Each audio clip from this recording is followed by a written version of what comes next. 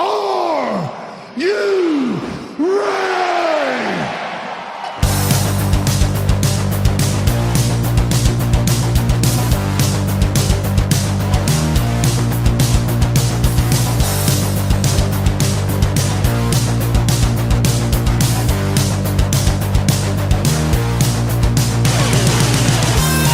This is the D-Generation cliX podcast.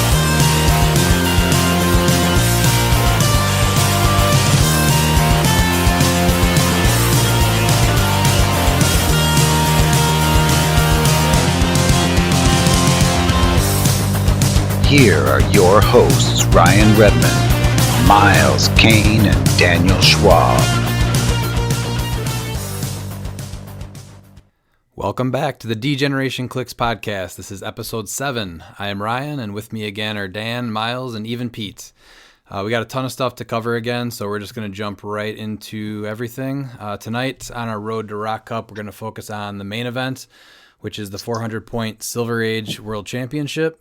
So for that, the quarterfinals are going to be on Saturday night, and then the semifinals start Sunday morning.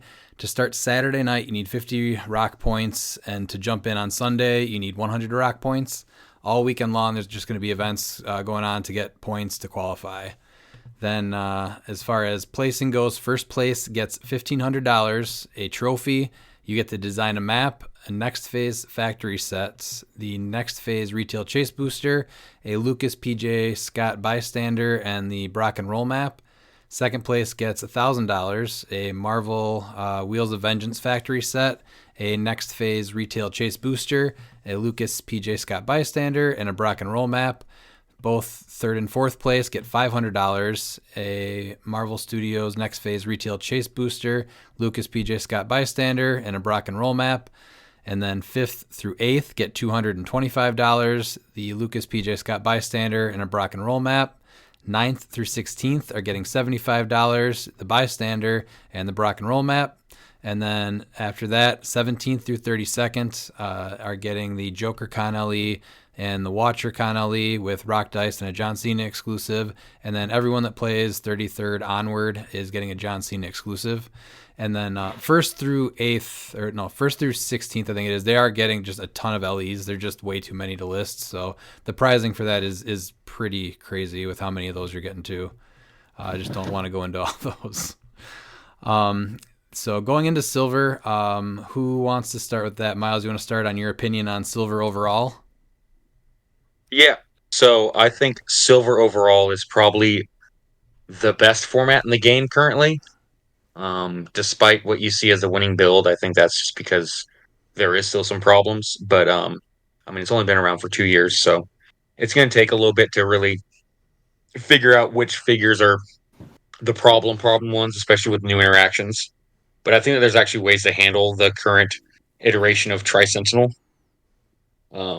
Several people have already said it's Glen Grove map, or Glen Grove Cemetery.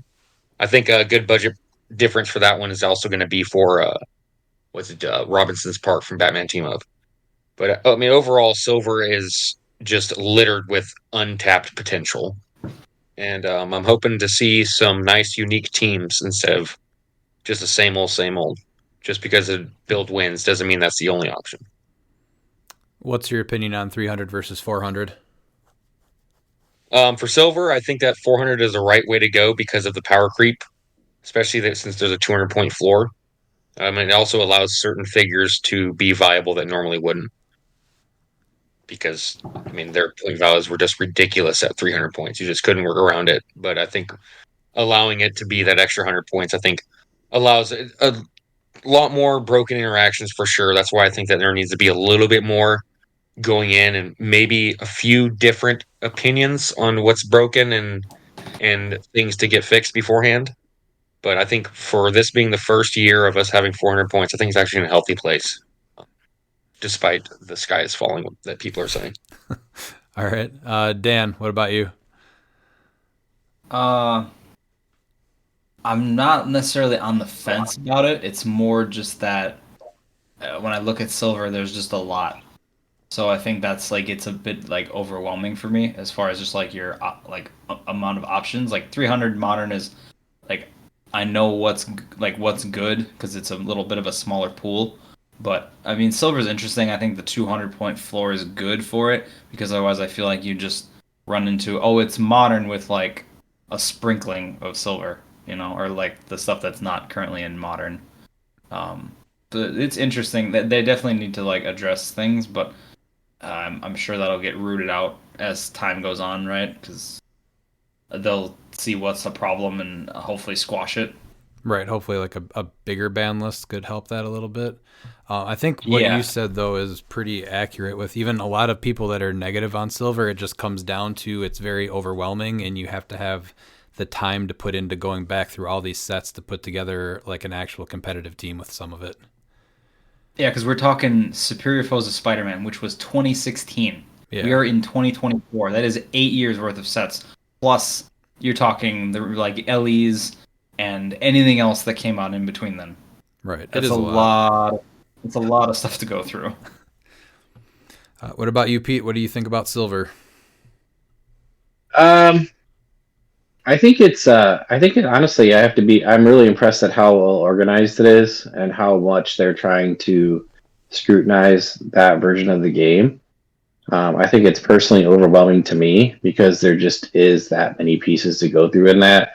I feel like my own personal bias with silver is I always feel like there's going to be some gotcha moment that I didn't anticipate from somebody's build across the table, more so than modern. But I do like the fact that you're incorporating old pieces. I think one of the criticisms of HeroClix that I always had when we started playing was, why do I hold on to these old pieces? And they've kind of addressed that a little bit with legacy cards, and now very much so with silver.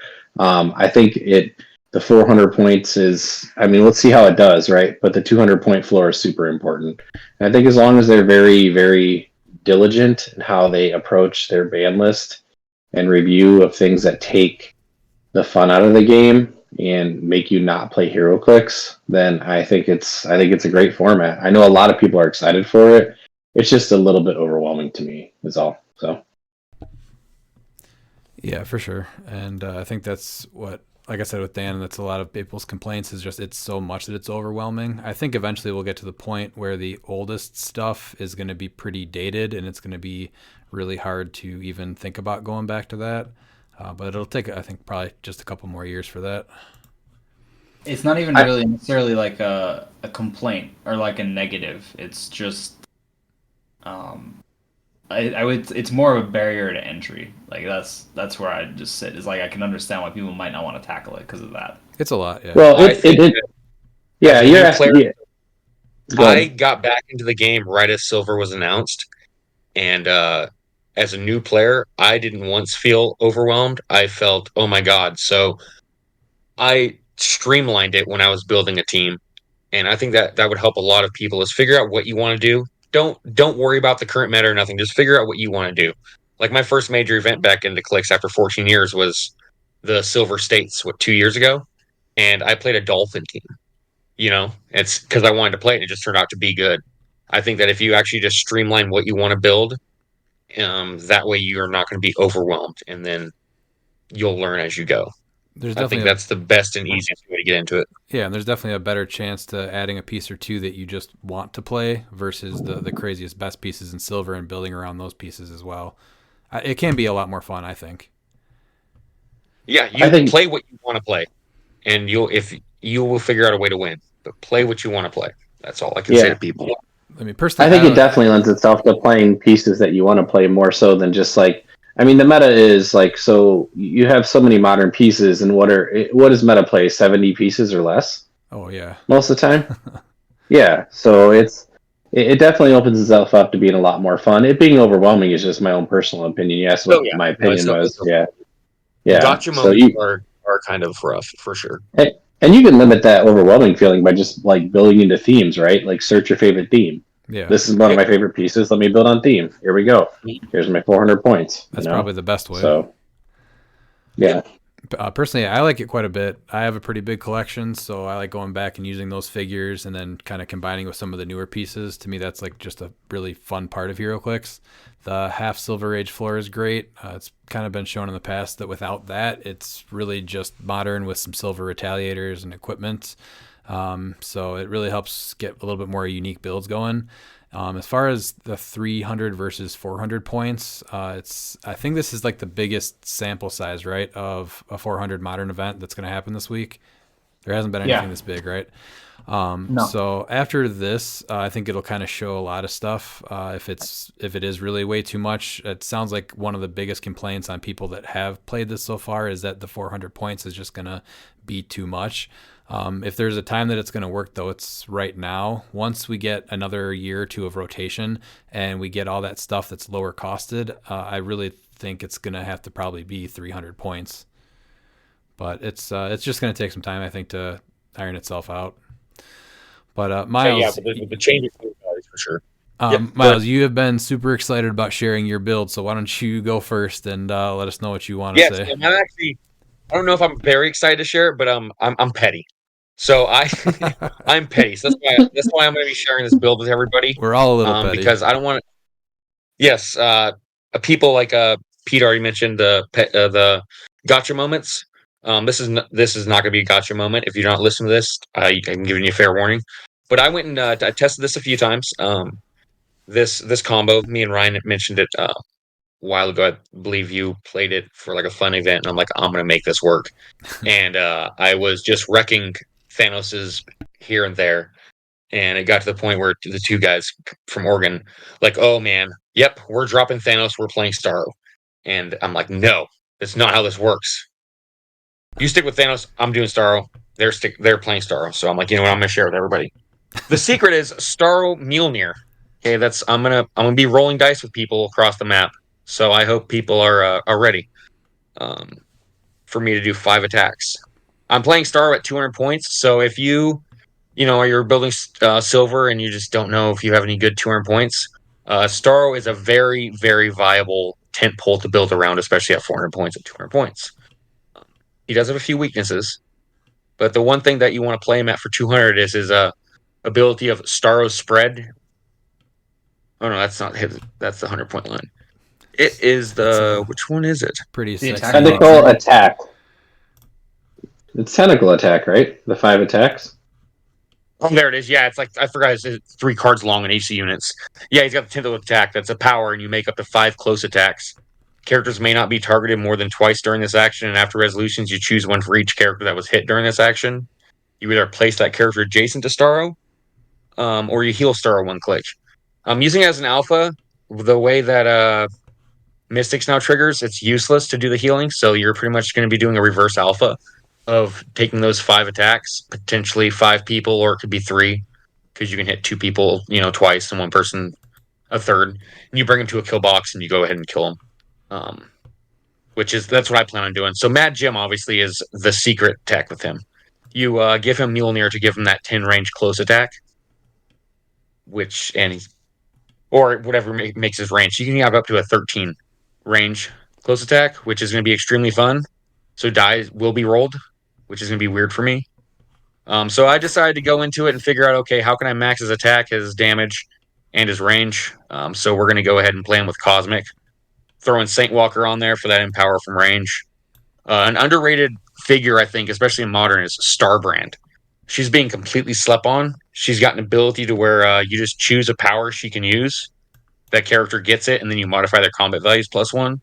So if there's a way for you to do close combat expert, like say Bucky's Arm or Power Gem, Starro is now hitting for 6 with a 12 attack, 13 attack, and now he's a 14 with Saint Walker for 7 damage. So now you're talking a 13 range, 7 damage, 5 attack. So he's gonna be dropping 35 damage.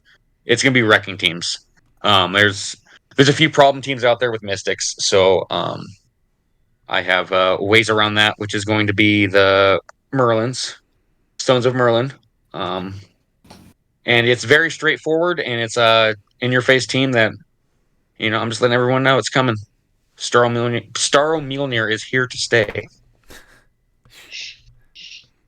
And then this is for the it's the 3v3, right? Yeah. No, this is the ROC Cup, because the 3v3 is Modern.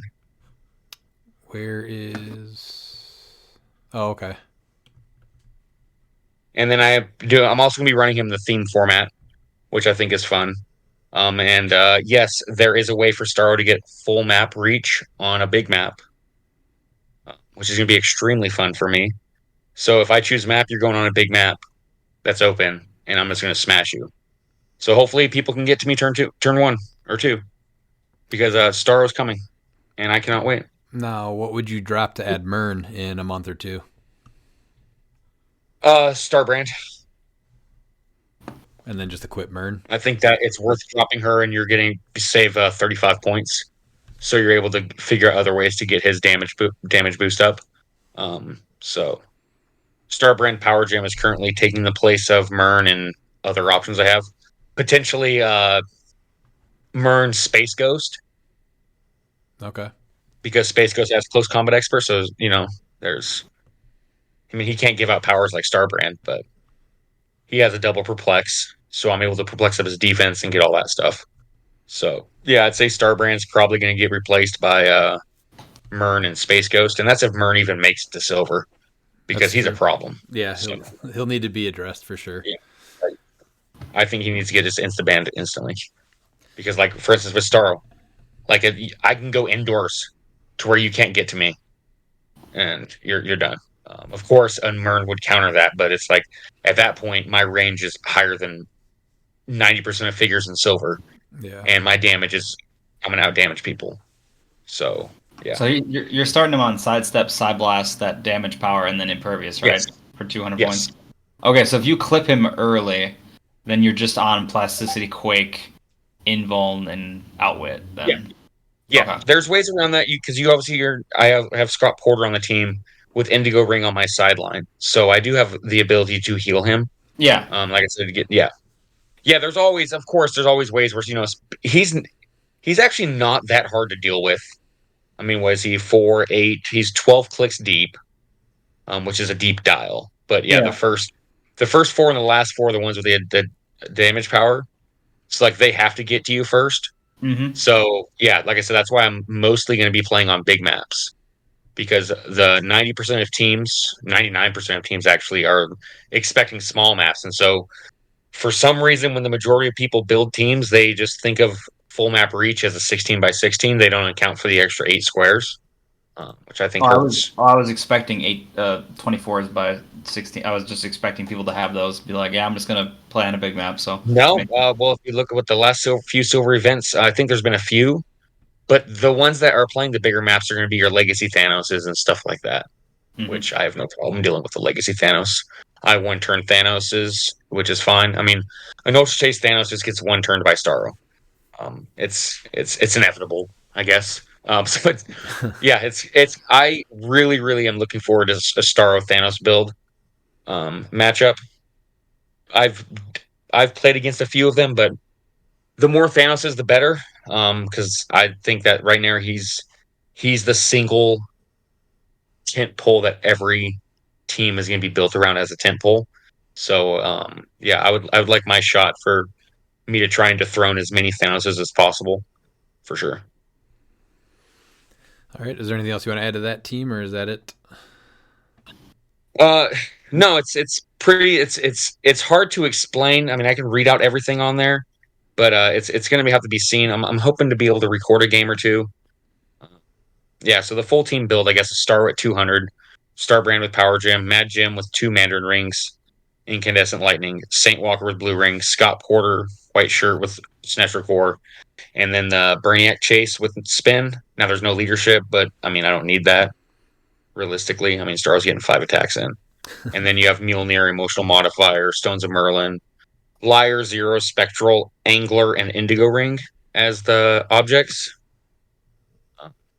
Yeah, so I'm hoping to get at least one video recorded, just so people can see this team in action, because I know there's it's a lot to look at for sure, because it's not one of those teams that just pops out and says this is good. Right. All I can tell you is that this team is very effective. So, yeah. All right. Cool. Yeah, definitely want to see how that does in a week or two. My team, I'm sticking with Arachnite for this day also. I'm playing Arachnite at 100 points with the Power Gem. It's on a mystical theme. I kind of built my team around a couple pieces that I wanted to play that were just not good enough when they were modern. So in addition to Arachnite with the Power Gem, it's going to be Weapon Hex with the Soul Sword, and the Recruiter Doctor Strange with the Cloak of Levitation. And then I have Jennifer Kale, Felix Faust, and then I'm not sure if I'm going to go with Elsa Bloodstone, the Prime with the Spin Ring, or Mad Jim yet. And then I have the House of X, what is it, Captain Britain. She's really just there for outwit and leadership. It was a little hard to fit that on here with the 200 points. And then I have the Black Shirt Porter just to help with the defense on them all, and then the rerolls on him. So Arachnite, Weapon Hex, and Doctor Strange all have defenders. So if Arachnite or Weapon Hex do end up on their 19 clicks, they can share that with the other ones. Arachnite on top dial, he's going to have Cathan. So he's going to be a 12 for 5. And then when you add the Power Gem to that, he'll be a 13 for 7. And then he can flurry with that. And then one of the reasons that I really do like that Strange is because he has a trait that is once per turn for all characters with this trait. Choose a friendly character with the mystical keyword. This turn, when the chosen character attacks, after resolutions, deal a hit character 1 penetrating damage. So what that'll do is then let him hit at least 13 for 7. With the flurry, if he KOs something with that, which obviously there's a good chance, he can get that extra boop if he rolls the 3 through 5.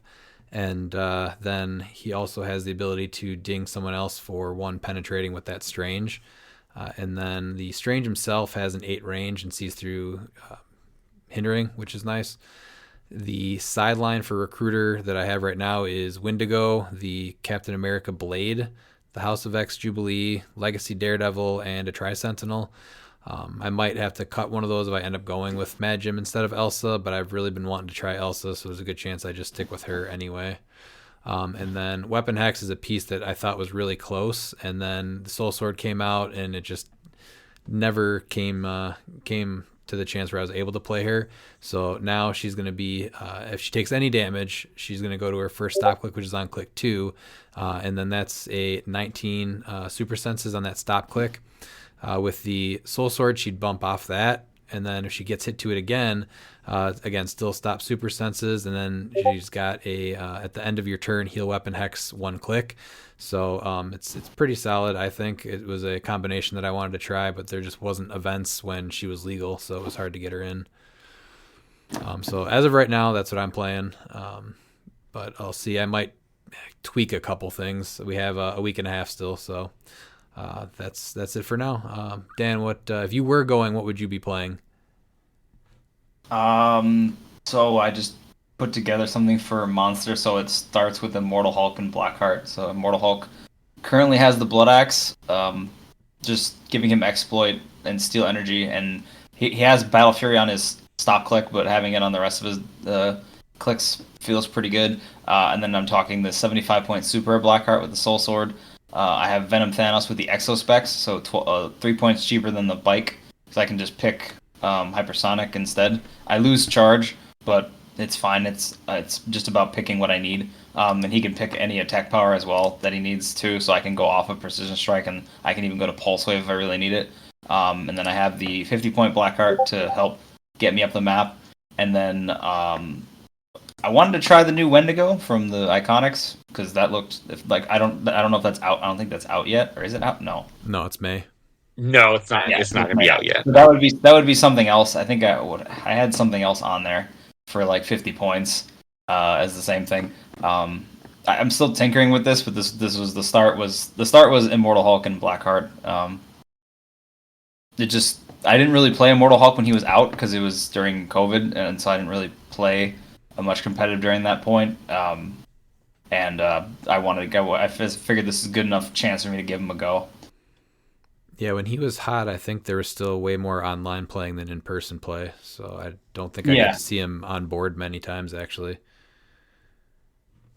I think he's actually still really good. I mean, I know 100 points seems like a lot, but with 400 points, I mean, he could play a lot worse. Well, not only that, but you're not getting his full 100 points. Like, you have to kill him 3 times to get it. And that's a lot. Like, he's 16 clicks deep, basically, for that. Yeah.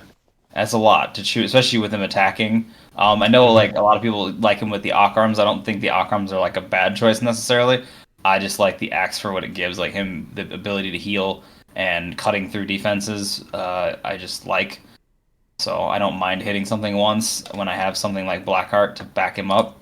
So yeah, we already know Blackheart's good. He's not really he has his weaknesses like his stop clicks and knockback and all that, but with Cathan being able to go on him now and being able to self-activate, so I can push him to that stop click to generate a guard immediately and then KO the guard and activate his trait to do his free attacks and stuff.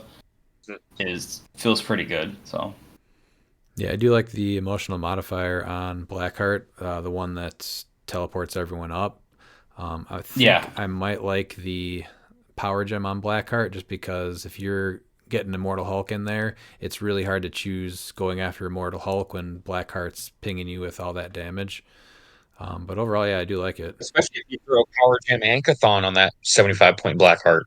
Like, that's some damage. Yeah, I just like the soul for the survivability. That's me as a player, as I value my survivability and like the ability to heal generally over like full offense. And I figure with him doing pen damage, and he has flurry blades, and I'm okay rolling a d6 as we all know. So we all know. Just wait till that ends. It's going to end soon. Thanks, Miles. Well, no, you can still roll good, but your opponents won't, and that's what's going to be your downfall. If I'm forcing them to play a piece to do that, that's what it is. That's a win. Yeah, for sure. You'll see it locally, I'm sure. Yeah. Yeah, guaranteed. All right, Pete, what did you put together? I typically play Cosmic. I'm either Cosmic or Mystical. I go back and forth. Those are probably my 2 main teams. And Avengers would fall in there somewhere. But I would start with Ultra Chase Thanos with Ego at 160 with Ego Gem equipped for no points, and then put a Power Gem and Soul Gem, so we're up to 180. I like dice manipulation. I think no matter what, you always hear me say 2 things: Pulse Wave solves problems, and this is always a dice game. So if I can manipulate dice, either mine or somebody else's, I feel pretty good about it. So I put Trelane with the Remaker Ring for at least 2 rollouts at that point. And I like Orb from Wheels of Vengeance with the Pumpkin Bombs from Spider-Man Beyond Amazing to get that energy explosion up to 3. With Cathan on the sideline to put on Orb because I know he's going to die at some point, but he's a plus attacker with Cathan and 3 damage energy explosion.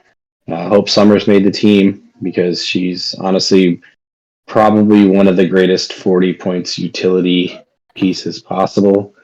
She also gives you mastermind and leadership. So when you can hang out with Ultra Chase Thanos and mastermind to him and eat a lot of damage or just have Invincible yourself, that's really good. I put the Darkhold on her, give her a little more utility. Option for Perplex, Outwit, and Probability Control. Prime that made the team was Q. Honestly, one of my favorite pieces ever made. Just wildly fun. I can't even tell the amount of shenanigans that I've caused with Q. So getting him back on the board feels really good, and that gives me a second die manipulator. His is not as good as Trelane. It's not board wide, but it's 8 range triple target. So it's he's got a lot of things he can do. And then Space Ghost, 30 points with the Incandescence Ring to again give another option for energy explosion. That is going to be penetrating. So a couple good damage options for small point characters with Orb and Space Ghost. I think the key to this team really is I'm trying to not use my Perplexes necessarily on my pieces, but on the other team's pieces.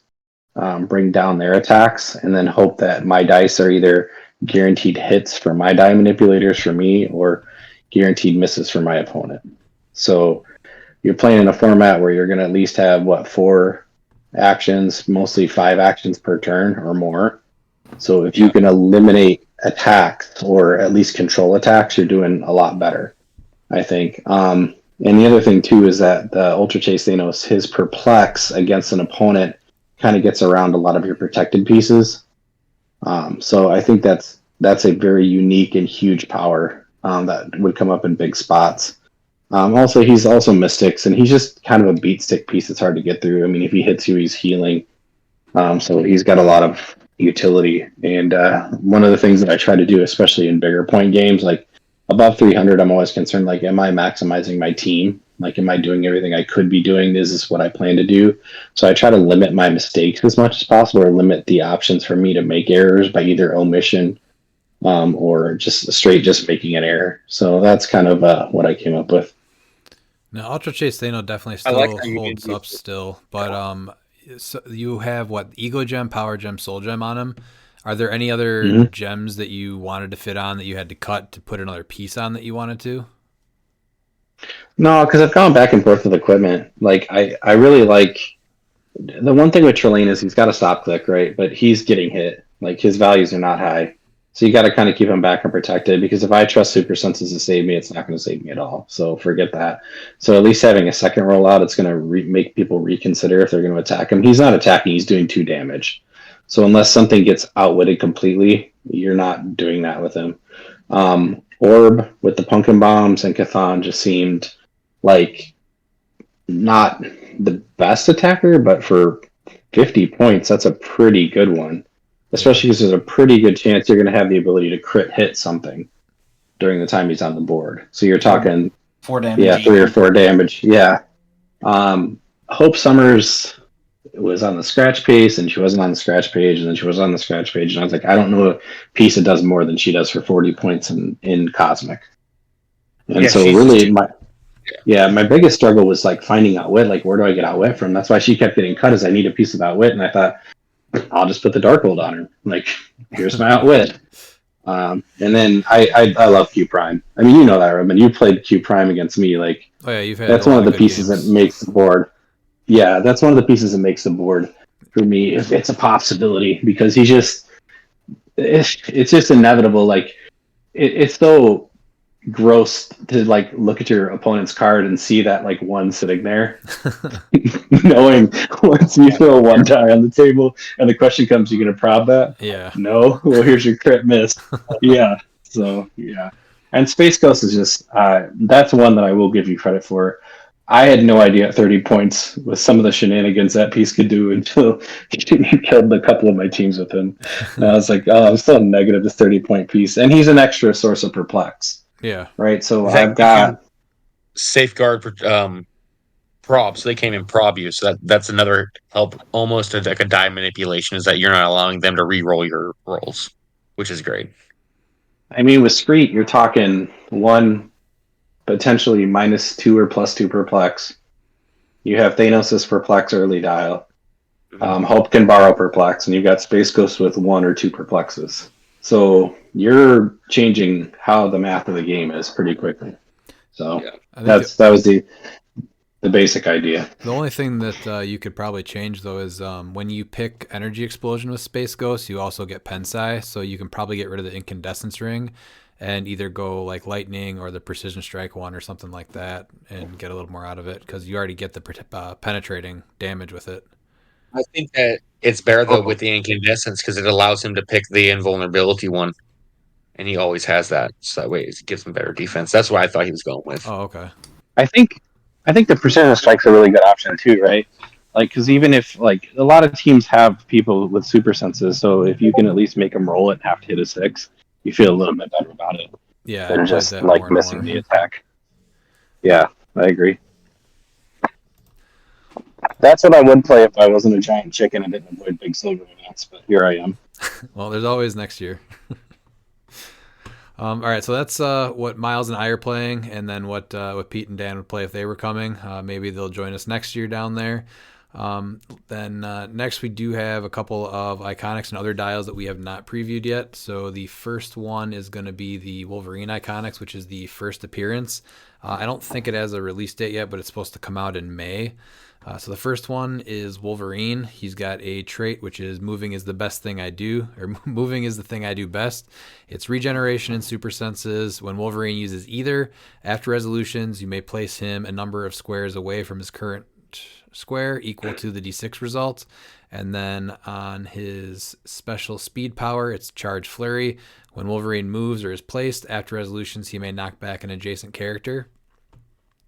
And then the special attack power that he starts with only on his top dial is Blades, Claws, Fangs.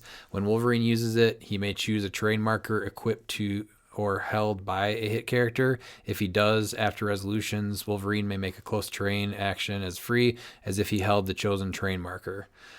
So this is definitely a piece where I think you're definitely going to play him at 70 over 45. If you are going to play him, the special attack power is a 12 attack, and that does include if you hit an equipped character, right? You get to take the equipment off and then hit them with the equipment. No, because you can't take multiple frees. So you could do it once, though. You could flurry and take two pieces of equipment, and then you could use one of those pieces of equipment on the character, right? Yeah. So if you hit two targets and they both were equipped, you can only use it once because it's a free. Yeah. So you only get 3 attacks. Yeah. Okay, but you can still strip. You can strip 2 equipments and make an attack with one, so you'd score those points. And then he's got the blades with the exploit weakness, his whole dial. 17 combat reflexes, his whole dial. What's that? No, you'll only be able to like de-equip one. Yeah, because it's as if he held the terrain marker. You only can take that once, so you only destroy one marker. Let's see. When Wolverine uses It doesn't say he may choose a terrain marker equipped to or held by. Oh, okay. So you would only get to do that once. So you're only unequipping one character. That's still pretty good. That's extremely good. Yeah. Yeah. I still think it's worthwhile. So for 70 points, you're getting an 8 charge with a Flurry Blades exploit that can strip a piece of equipment and then use it. So you're automatically scoring that. So pretty solid. I think it'll be a fun piece to actually play. I don't know if it's going to see a lot of competitive play, but if equipment takes off at some point, he's definitely on the list. Well, he's brute, so he's seeing play. There you go. Right? Because Dan loves his brutes. Yeah. I do actually. They're yeah. When I first took, he was probably my favorite of the 3 for a while until I started rereading the cards. Yeah, the Wolverine I think is extremely good. I actually had to read this set a few times because initially I don't think I was super impressed with it, but the more I read it, I thought it was better. It's a little bit different. Yeah, that's exactly where I'm at with it. And then next this is actually I think is the best of the 3, and because he's extremely good. Is Hulk. He has a trait crashing into Canada. This would be so fun. I need to go to Canadian Nationals and play this. When Hulk is given a move action, uppercase move, after resolutions, you destroy all non-debris terrain markers within 3 squares. Then make an attack. And then, so it's like, yeah, he doesn't have any movement attack. Well, yeah, he kind of has a full movement charge. Right. Which is really good. Then he has a special attack power, which is on his first 3 clicks at top dial, and then top click on his low dial as well as throughout. And he grants super strength. And when the Hulk takes a close or ranged terrain action, after resolutions, he may generate and pick up an object. This is really good. And then his defense, which is on clicks 4, 7, and 9, is stop impervious. And when Hulk uses it, if the attacker is equipped or holding a terrain marker, you increase the result of the roll by +1 or +2. So you're talking a 3 through 6 impervious. It's extremely good. It has 2 point values are 95 and 45. At 95, you have 9 clicks of health.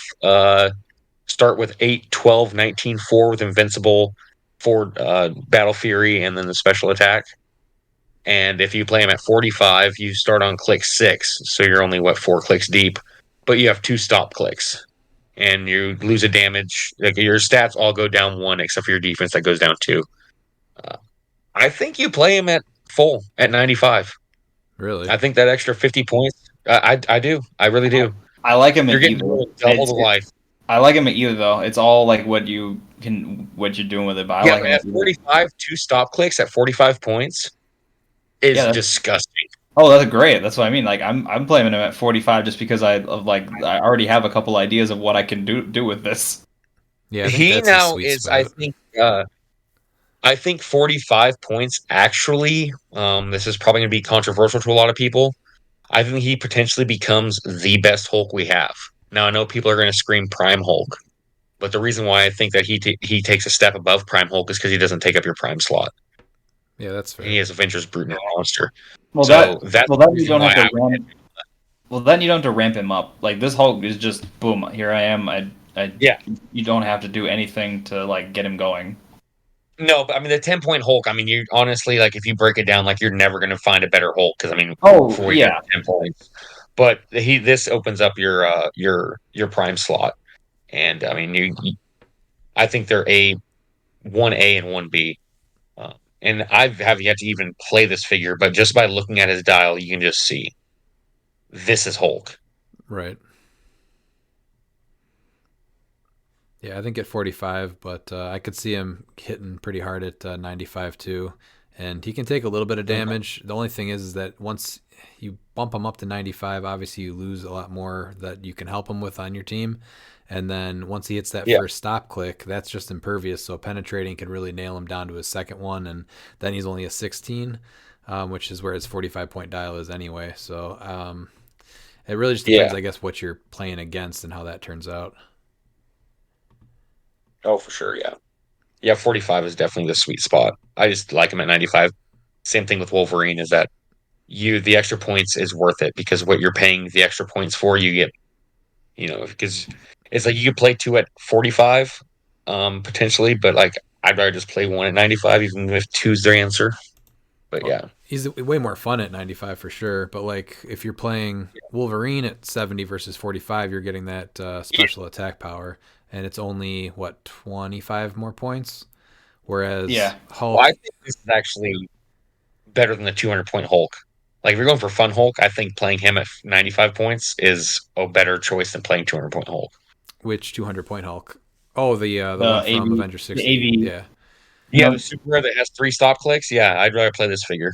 yeah. He's extreme. Yeah. That guy didn't really see any play at all. I don't think he was talked up a little See, bit. I like Yeah. the 200-point Hulk just because his power is protected pulse wave. That's why I like it. I'm like, okay, I Yeah. can at least roll my dice, so that'll be good. Yeah. Dan, do you want to take Wendigo?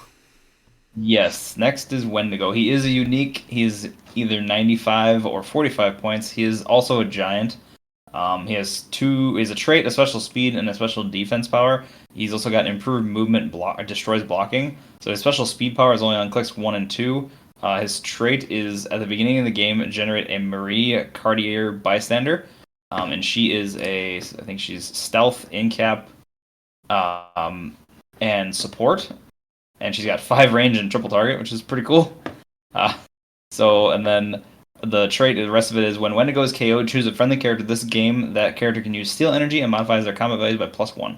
That to me is pretty dope. I like that for 45 points. Just I have an attacker, and when it dies, it gives another character on my force something beneficial.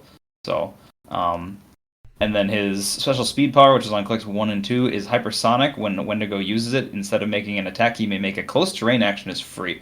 So that's pretty cool. It's basically full speed charge to an extent. And then his special defense power is on clicks 4, 7, and 9, similar to Hulk.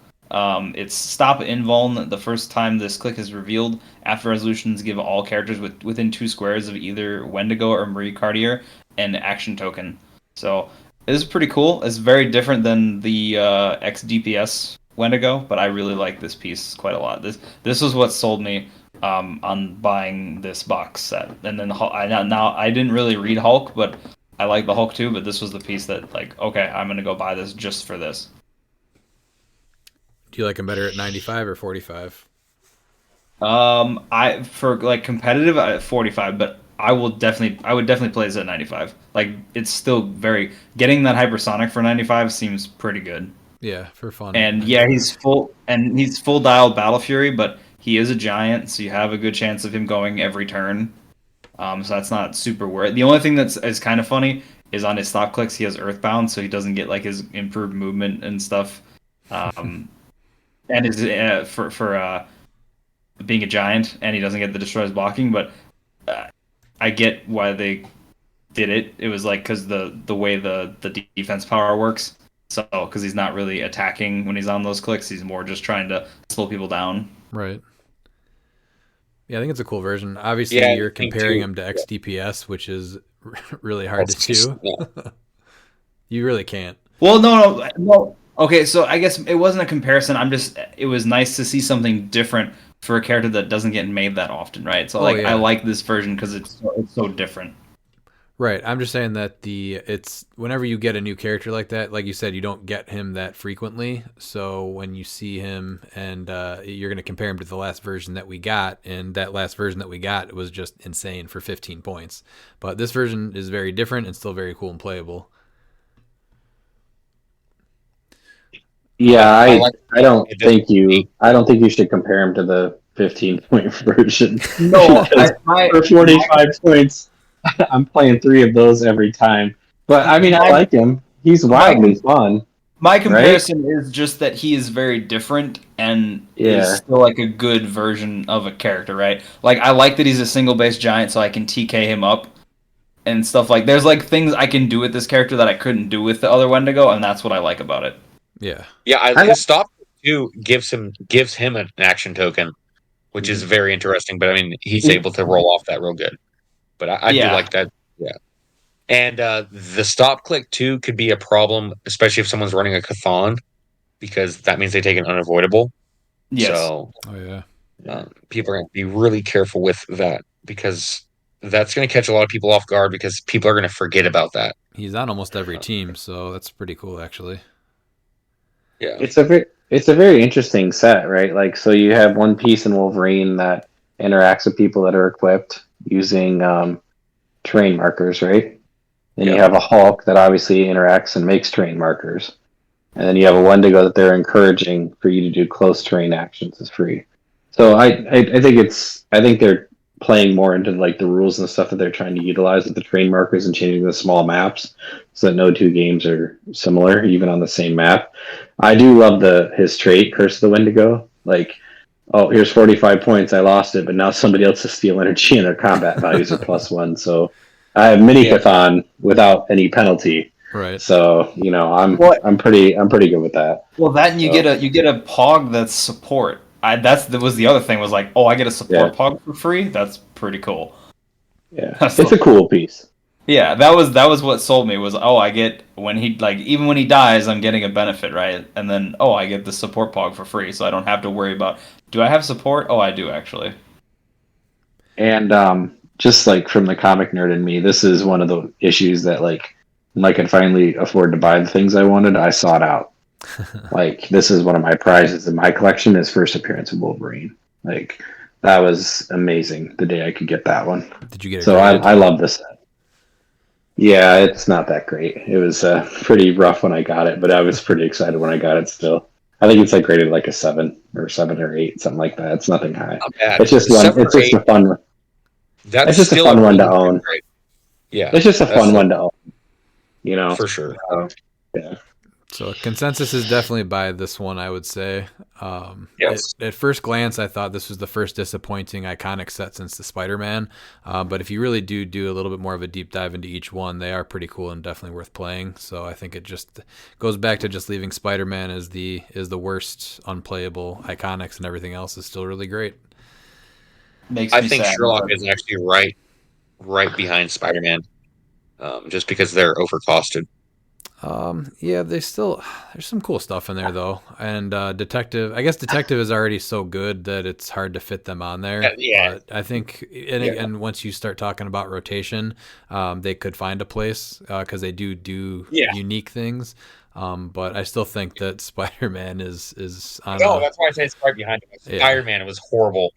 But I mean, that was the first one, so they did it 100% as a meme, so it wasn't even supposed to be good. Right. You know, Everything since so, then's been great though. yeah. It's a meme. It's meme Spider-Man. Like it's fine. Like All right, play it whatever. Monday. Play it Monday. No, probably not. I mean, He doesn't team with Simon Garth, so he's not playing him. That's true. I could just because he gives out shape change. I could just to be funny, but you know. Do it. And All right. get rollouts, do it. All right, we're done. The All right. we haven't gotten to the Scott Porter previewed LEs that will be available in the auction for Hero Clicks for Huntingtons. So the first one is the Brood LE. Pete, do you want to take that one? Yeah, I think so. Let me find it again here. Hold on. Here we are. Got it. Don't make noises like that. So he's Brood, animal cosmic monster. He has a trait Sleazoids. If a Brood is adjacent to a character with the Brood keyword, when it rolls for a single d6 or a Daniel roll, increase the result +1. Willpower, when it uses it and it succeeds, you may generate a Brood bystander. The Brood bystander is 8 sidestep, 9 poison, 17 toughness, and 2 exploit weakness. Then his second trait is infectious feeding, unique modifier, friendly characters with the Brood keyword, modify attack +1 for each friendly character with the Brood keyword adjacent to them. Then he is 4 clicks long. He starts with stealth, blades, super senses, and exploit, and then eventually becomes stealth, blades, toughness, and shape change. So I guess he's the first kind of Lee that if you really love the Brood and the Brood Queen, you probably need 4 of them just to play That's your my giant huge disappointment. pack. I can't really say I'm disappointed yet because I don't know how they're going to be released. Right. That's But the to big have question. generics, to have generics, I think is a huge miss. Now, luckily, he works great in silver with the Broods. I think Yeah. the Brood bystanders he generated should have had the Brood keyword. I think that would have made okay. Playing one of them's okay. Yeah, because that would and that doesn't like make them broken if they have the keyword. No, because they're not good. I mean, they're can attack. I So- kind of like that. I don't hate like Con LEs. Like I think Con LE should just like the term Con LE. Like I think they should be more called pricing LEs, right? Like WizKid should support this stuff more, get it out the stores and stuff like that. Like having a low point cost character that fits on main keywords like animal, monster, and cosmic is fine. And you can the 100% agree with the bystander should have the Brood keyword. That solves so many problems. My only complaint is I think it's a great figure. My only complaint is, and I said I can't really say it's a complaint yet because I don't know how they're going to be packaged. If you can get like a 3-pack of them, I say yes, it's good. But if you have to buy them separately, like as a generic, I think that's a missed opportunity. Even a 4-pack would be sweet because that would be, you get the +1. Yeah, that's exactly what I was going to say. If it's like a 3-pack that you can purchase, that's totally fine. Because I played the original ones or not the original ones, but the X-Men Rise and Fall ones with the Brood Queen. They worked pretty well together, so it'd be cool to get another version to add to that team. So if there's like a 3-pack or something like that, cool. If they're like a $10 LE, that's cool, and you can buy as many as you want. What would be very disappointing, though, if they just drop these on the table during Battle Royales as the new LE. That's what I'm worried about. But then again, maybe that's going to be easy to get because a lot of people aren't going to want this compared to whatever set's going to be there. But yeah, these need to be purchasable, I think, in 3s. Well, yeah, but for every person that doesn't want it, there's going to be another person that wants 5, like myself. So for sure. I'm one of those. But I think the real kicker is how well they work in silver with the Brood Queen and Brood. Right. Because that can get crazy because a single D6 works with the willpower. So and you have the Brood Queen that generates broods. So just playing a Brood team would be so fun, and I think people would hate these figures, right? Especially with the rollout, and all that. Yeah. And then that stacks too, right? Yeah, it does. Yeah. So yeah, I think that's definitely a cool piece. So hopefully it's like a 3-pack or something like that. Next is a Cyclops. So they just released a Cyclops that was pretty cool in the X-Men, or not the X-Men, the Deadpool Weapon X set. And then they went out, and I think was it a day or two later, they released this on the weekend, which is even better. So he has a trait which is pure concussive force. It's Force Blast. When Cyclops knocks back an opposing character, that character is knocked back 6 squares instead of any knocked back damage. They are dealt. Wait, what is it? That character is knocked back 6 squares instead, and any knockback damage they are dealt is increased by +1. And then he has another trait, which is Leadership and Willpower, and adjacent friendly characters with the X-Men keyword modify their attack +1. He's got improved targeting adjacent to characters, and then 6 range, 2 bolts. He starts with a running shot, energy explosion, and range combat expert. With an 11 attack, 3 damage. He does only have a 17 toughness, and he is 75 points, so definitely not your competitive Cyclops, but a lot of fun. If he gets onto his 3rd click through his 6th click, he's got a special attack power, which is Power. Give Cyclops a visor token. At the beginning of your turn, if Cyclops has a visor token, you may remove 1. If you do, choose a direct line away from Cyclops, destroying all blocking terrain and terrain markers within range along that direct line. Then make a range attack targeting all characters within range along that direct line, regardless of line of fire. Instead of normal damage, hit characters are all dealt 4 damage. So I think this is a pretty cool Cyclops to play. I definitely like the costume. They've put out a lot of common and uncommon Cyclopses lately that just have not been great or playable.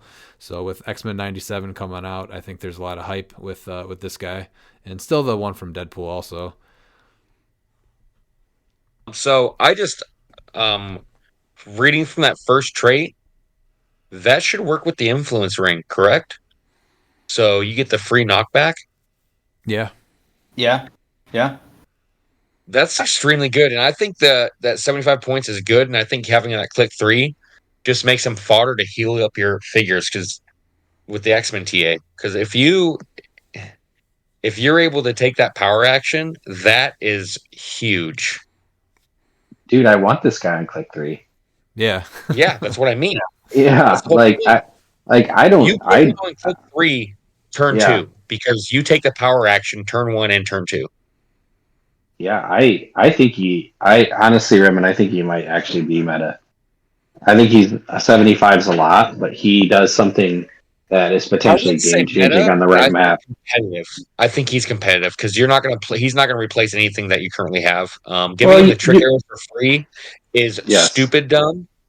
There you go. I was gonna say he can do marksman, so he can do that trick and then an arrow. I think, right? Yeah. I mean, he's at least your 2nd or 3rd best attacker on a team. He's got leadership, so there's your leadership. He's got pretty good keywords: X-Men, marksman, whatever they're doing. Okay, so that's it. The rest of them aren't great keywords, but those two. So I think he's wildly fun. It does work with trick arrows because it is an attack. That's what I was gonna say. Yeah, it's an attack still. But remember, you have to. It's the beginning of your turn, so you have to have it at the beginning of your turn because you're giving him 1. But the trigger's at the beginning of the turn, so it's actually 3. Turn 3. You'd have to wait till right. Turn 3. Yeah, it'll be turn 3. I mean, there's actually a way you could do it, but turn 2. I mean, it's. I mean, you're gonna have to probably put in a lava. There's a way there for sure. To do it, you can get it. You can actually technically, you can get it turn 2 because you have him do the X-Men TA on turn 1, and you can have someone TK the lava under him, and so he goes to click 3 your next turn. Oh yeah, there you go. And then you can take that power action. So you still have the power. Turn 3, he'll be able to drop it. He's fun. He's dead after that because that guy's only getting that off against me one time before I eat that piece. Yeah. But the one time it gets it off could be game changing. I mean, 4 damage on a line, Jesus. And there's a lot of X-Men coming out too, so it's possible he ends up being more playable. The X-Men keyword modify their attack +1 when they're adjacent. That's pretty cool too. Yeah, I think he's a very cool piece. And the next figure is going to be the same complaint that I have with the Brood, but I actually really like him. I wish that instead of it being a generic, I wish it was the Parademon from the Secret Six or the Villains United. But it's a Parademon, Apocalypse Brute, Cosmic Monster Warrior. He has a trait, Apocalypse Demands My Service, which we're going to be seeing quite a bit here coming up. And it's once per attack when a friendly character with the Apocalypse keyword and a greater point value than Parademon would be hit by an opponent's attack. If Parademon isn't a target of that attack, you may place him adjacent to that character. Parademon becomes the hit target of that attack instead, which is, I guess okay to give up, 15 points, but he has Expendable Goon. Yes, we have an Expendable Goon trait That's back, the cool part. which is weird. I actually really like that for this because that fits for them, honestly. Yeah, no, it does. And then when he's KO'd by an opposing, you may roll a d6. 1 through 3, you heal a character with the Apocalypse keyword 1 click, and 4 through 6, you just generate another Expendable Goon trait on his 15-point starting line. He's a 50 and 15 point. 50 points, he's an attacker. I guess maybe that's supposed to represent, I don't know. Energy Explosion, Enhancement, Running Shot, and Toughness. And then at 15 points, Charge Blades and Power and 17 Defense Toughness. I think you always play him at 15 points. He has 4 range. But this is another thing where I guess it's okay to have one, but like I'm Ryan's running me the same way. Like I want all these, I want all the parademons. This is Right. That would just be fun. So I'm hoping it's at least a 3-pack. I think 3's fine. Now there's always the chance too that it is a like a box set because if you look at the set numbers on all these, they go together. There's a blank spot in 017. So there can always be like a Dark Side or what did Harris say? Dark Side Sun or something. Granny Goodness. Oh, Orion. That's Orion. Calabac is his adopted Dark Side yeah. Sun. Orion, dude. Orion. Yeah. I don't know. Dark Side Sun. Dark Side's cousin, Jim. Sure. Also from Apocalypse. Yeah. His son's Orion, I don't but no, know it's DC his as adopted well. son. Yeah. But you're running into the same thing where you don't want to see the Parademon dropped as your main prize in a BR. You want multiples. So even if he's in a box set with these other guys, you're still only getting one. And I'm not going to buy a box set of 8 people to get multiple Parademons. So, yeah. That's what sucks if it drops on a BR, especially for a good set. Like, I want a Parademon, but it's like, oh man, what if I get chased? You know what I mean? But maybe that's why they're doing it, is that they're hoping that these will be for people that potentially got like 3rd or 4th place. Yeah, maybe they're which I don't agree with. Better. Yeah. Does this work with the other expandable goon traits where you can bring this one in? Yeah, that's why it's so cool. Yeah, so that's pretty right. cool. Yeah. Yeah, that's what so I mean that's pretty cool no matter great. what. Yeah. Yeah. The only thing that sucks is that the Hydra from the newest Hydra didn't have it, which I thought was a missed opportunity. It would have been cool if like that's what they all get is because every other goon has had it. Because we had 2 from next phase. That would also make sense for the Hydra goons, just because the whole like if you cut off one head, another one spawns it. Like they made it to where if you kill one, you can generate up to 2, and I'm like, no, you need to give them the expendable goon trait. Yeah, that probably would have been. Because who would love a Hydra turning into a Gorilla Knight or a Parademon? All right, next is Calabac. Do you want to take Dan? Yeah. So he is 90 or 45, so he's either 7 clicks or 4 clicks long. He's also got the Apocalypse Demands My Service trait. He's got another trait, which is Leadership Mastermind, and then he's got an attack power, which is on clicks 1, 4, 6, and 7. He's also got improved targeting adjacency, so you can shoot from the hip. His attack power is Knockback, Penetrating Psychic Blast. When Calabac knocks back an opposing character, knockback damage dealt to that character is penetrating, so that's pretty solid. He's 5 range, 2 targets. He's got Sidestep for his first 5 clicks, and then Plasticity. When he doesn't have the special attack power, he's got Quake, and then he's either Imperv, Invuln, or Toughness, and then he's got Close Combat Expert his whole dial. He's also Cosmic Energy. He's cool, but that's about it. I don't really see him as. Is it me, or does this give you Fraggle Rock vibes? Who in the Fraggle Rock? Oh my god! Yeah, I need a custom of this. I need a custom, and this is clearly from Fraggle Rock. Oh, that's amazing. So I don't really think he's like super meta, but he's a fun piece, and I mean it works. I don't think we've had a Calabac in ages, so. I think the last one was Superman, Wonder Woman, or whatever that was. I think so. Yeah. Thank God Superman Revenge Squad is filling out as a I know, It is, right? it is I know. filling out. I feel like Calabac and Silver. So that means that the oldest, the one before this is 2015 at the Oh, okay. earliest. And yeah. So, I'm yeah, still laughing. So he's neat. So we can move on to the next one now because This guy's a there's little not much cooler. else he's got there. I'm still laughing at the Fraggle Rock comment. Steppenwolf. Power Cosmic, Apocalypse, New Gods, Brute, Cosmic Deity, Warrior, not Superman Revenge Squad. So everybody got their hopes up there. Down a tier already. Apocalypse demands my service.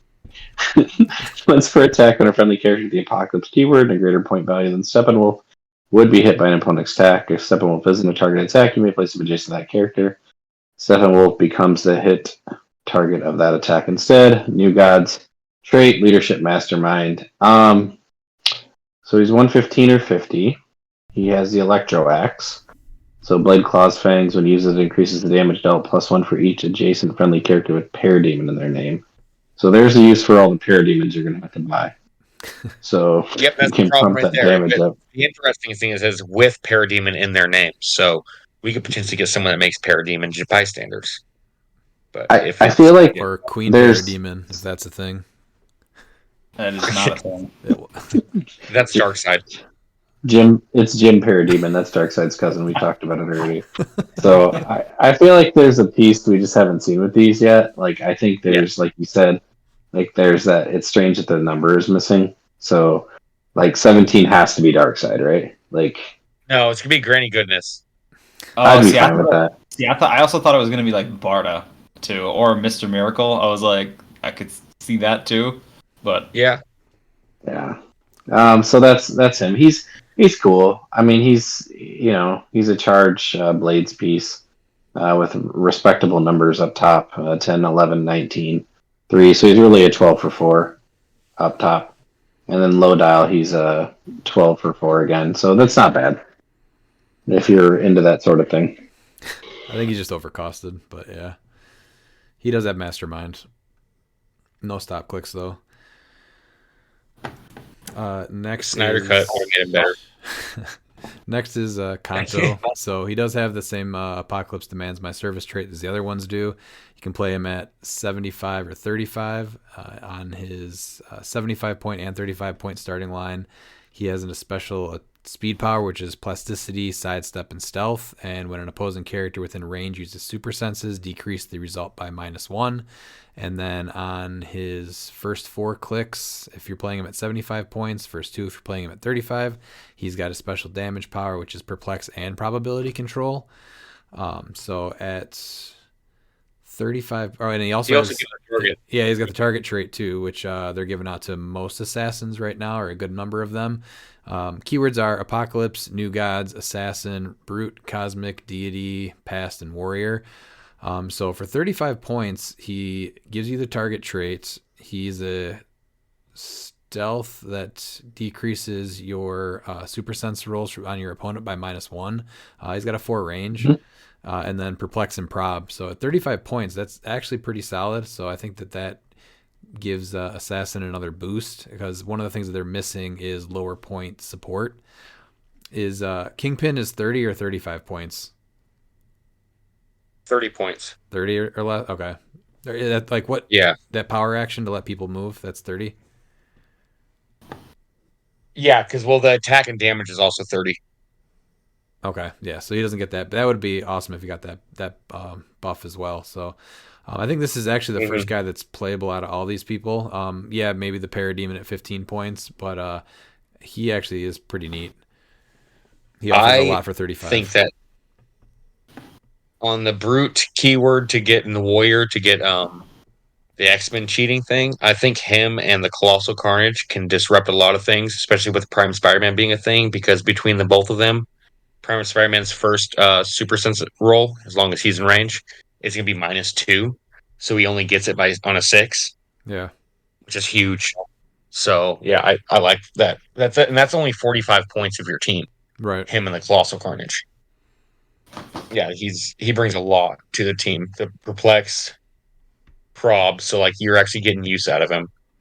Right. You know, he Oh, also you're has one. precision, right? But No, he gets look on Brute. He gets look on Cosmic, maybe.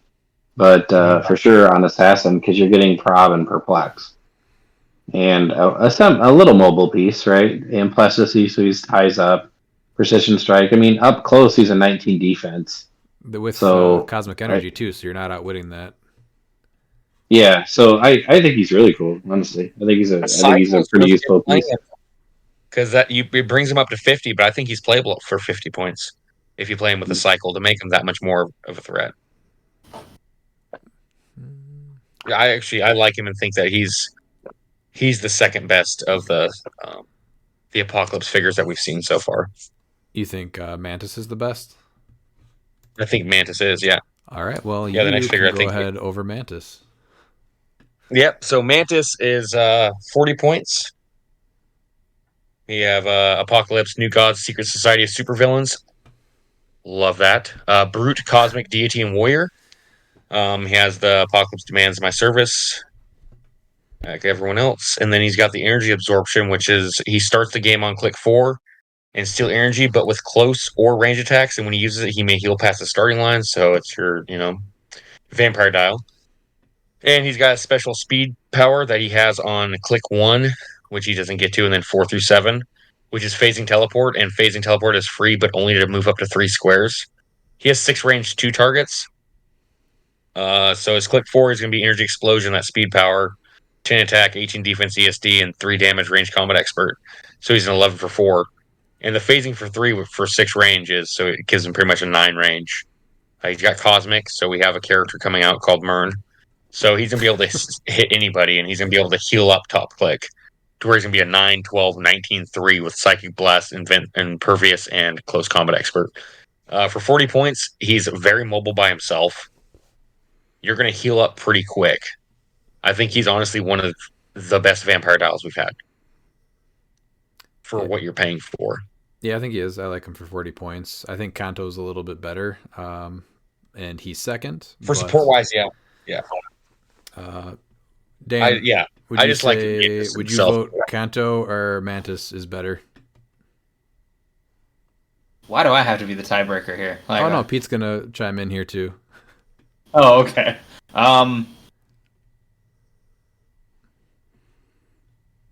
Yeah, I think for his points, Kanto is better just at base. I feel like I have to do something with Mantis in order to get him there. Like Kanto's just like out of the box is like I have a trick and it's good. He's always going to do it for the most part. I think Mantis is one of those pieces that falls in. Like he's really good for 40 points. I think he just falls into that thing where you phase up for free on his top click, and then you just stumble on clicks 2 and 3 and never really reach it to that top click. That's what. Unless you make him 55 points with a bike. Oh, yeah. Well, sure. No, he's going to only be 40 points. I like him as an attacker. And actually, now that you say like that, I said, 15 points for a bike on him, I do like that. Yeah, he's only 55. Yeah. I mean, I don't know if you use I think you use the running shot bike just because, but it feels like it works with his overall power set better, like his whole dial. Like the 2 clicks in the middle are a little weird. So you just phase through wall and then you can do your running shot. Yeah. And you're 11 for 4 for 40 for 55 points. That's not bad. Yeah, hypersonic could be good, but actually, you probably want the running shot. Just because he has the Psychic Blast up. It was more for the ESD. It was more for the Energy Explosion if you wanted to use it. But yeah. See, I'd either do Motorcycle to take advantage of his flurry to make sure you get the to the top. Otherwise, I think Hypersonic is probably the best with the Hell Cycle.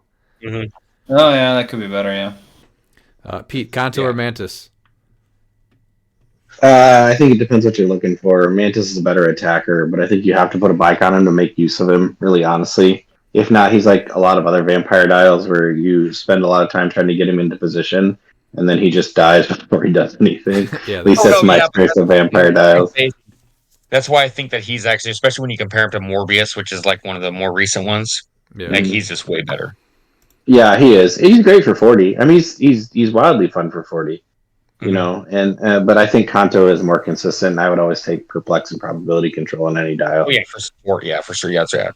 Kanto is better as a support. So I think those are the 2 to look out for that could see play for sure. And then over Plus, the I just like Kanto's fancy suit and the hat. The suit and the hat really does a lot for me. I think I don't that's know. really what puts him over the top. Just the giant the purple hat. suit and the yellow hat. It's the hat, right?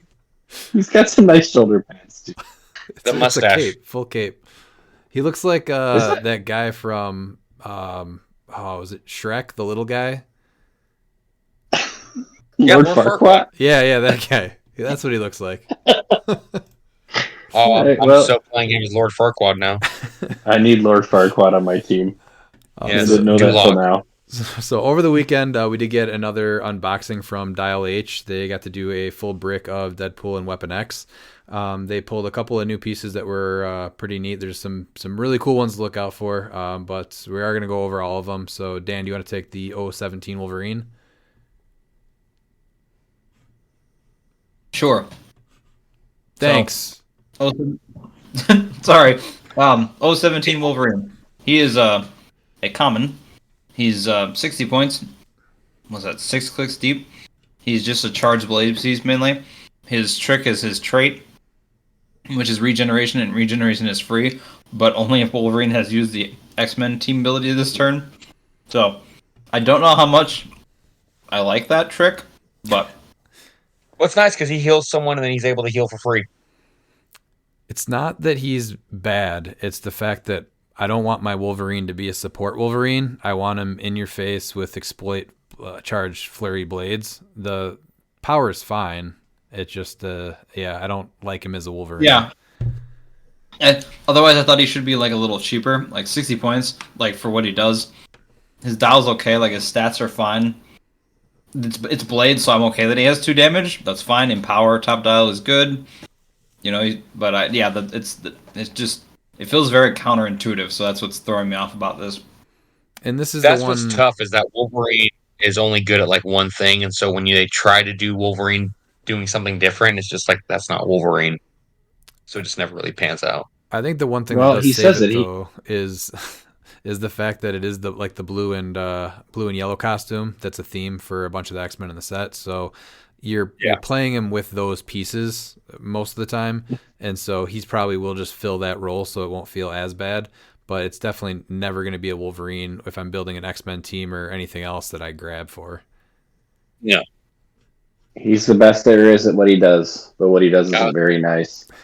Except in this case, I think the one change they just should have made was X-Men is free, right?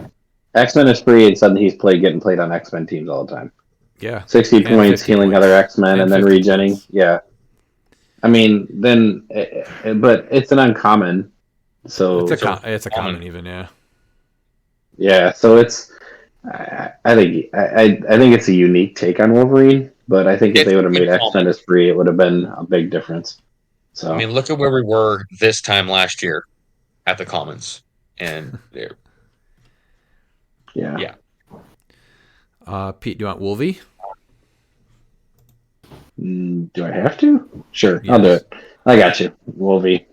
You're excited about this piece. A little bit. Little bit. So Wolvie, X-Men team ability 018, Exiles Mojoverse, Weapon X X-Men. Did you miss me? Did you? When Wolvie is KO'd, roll a d6, 4 through 6. Instead of removing from the map, you may place him adjacent to another friendly character and turn him to click 1. He's still scored, protected pulse wave. Charge blades, toughness, and battle fury, and he's tiny. He's 30 points.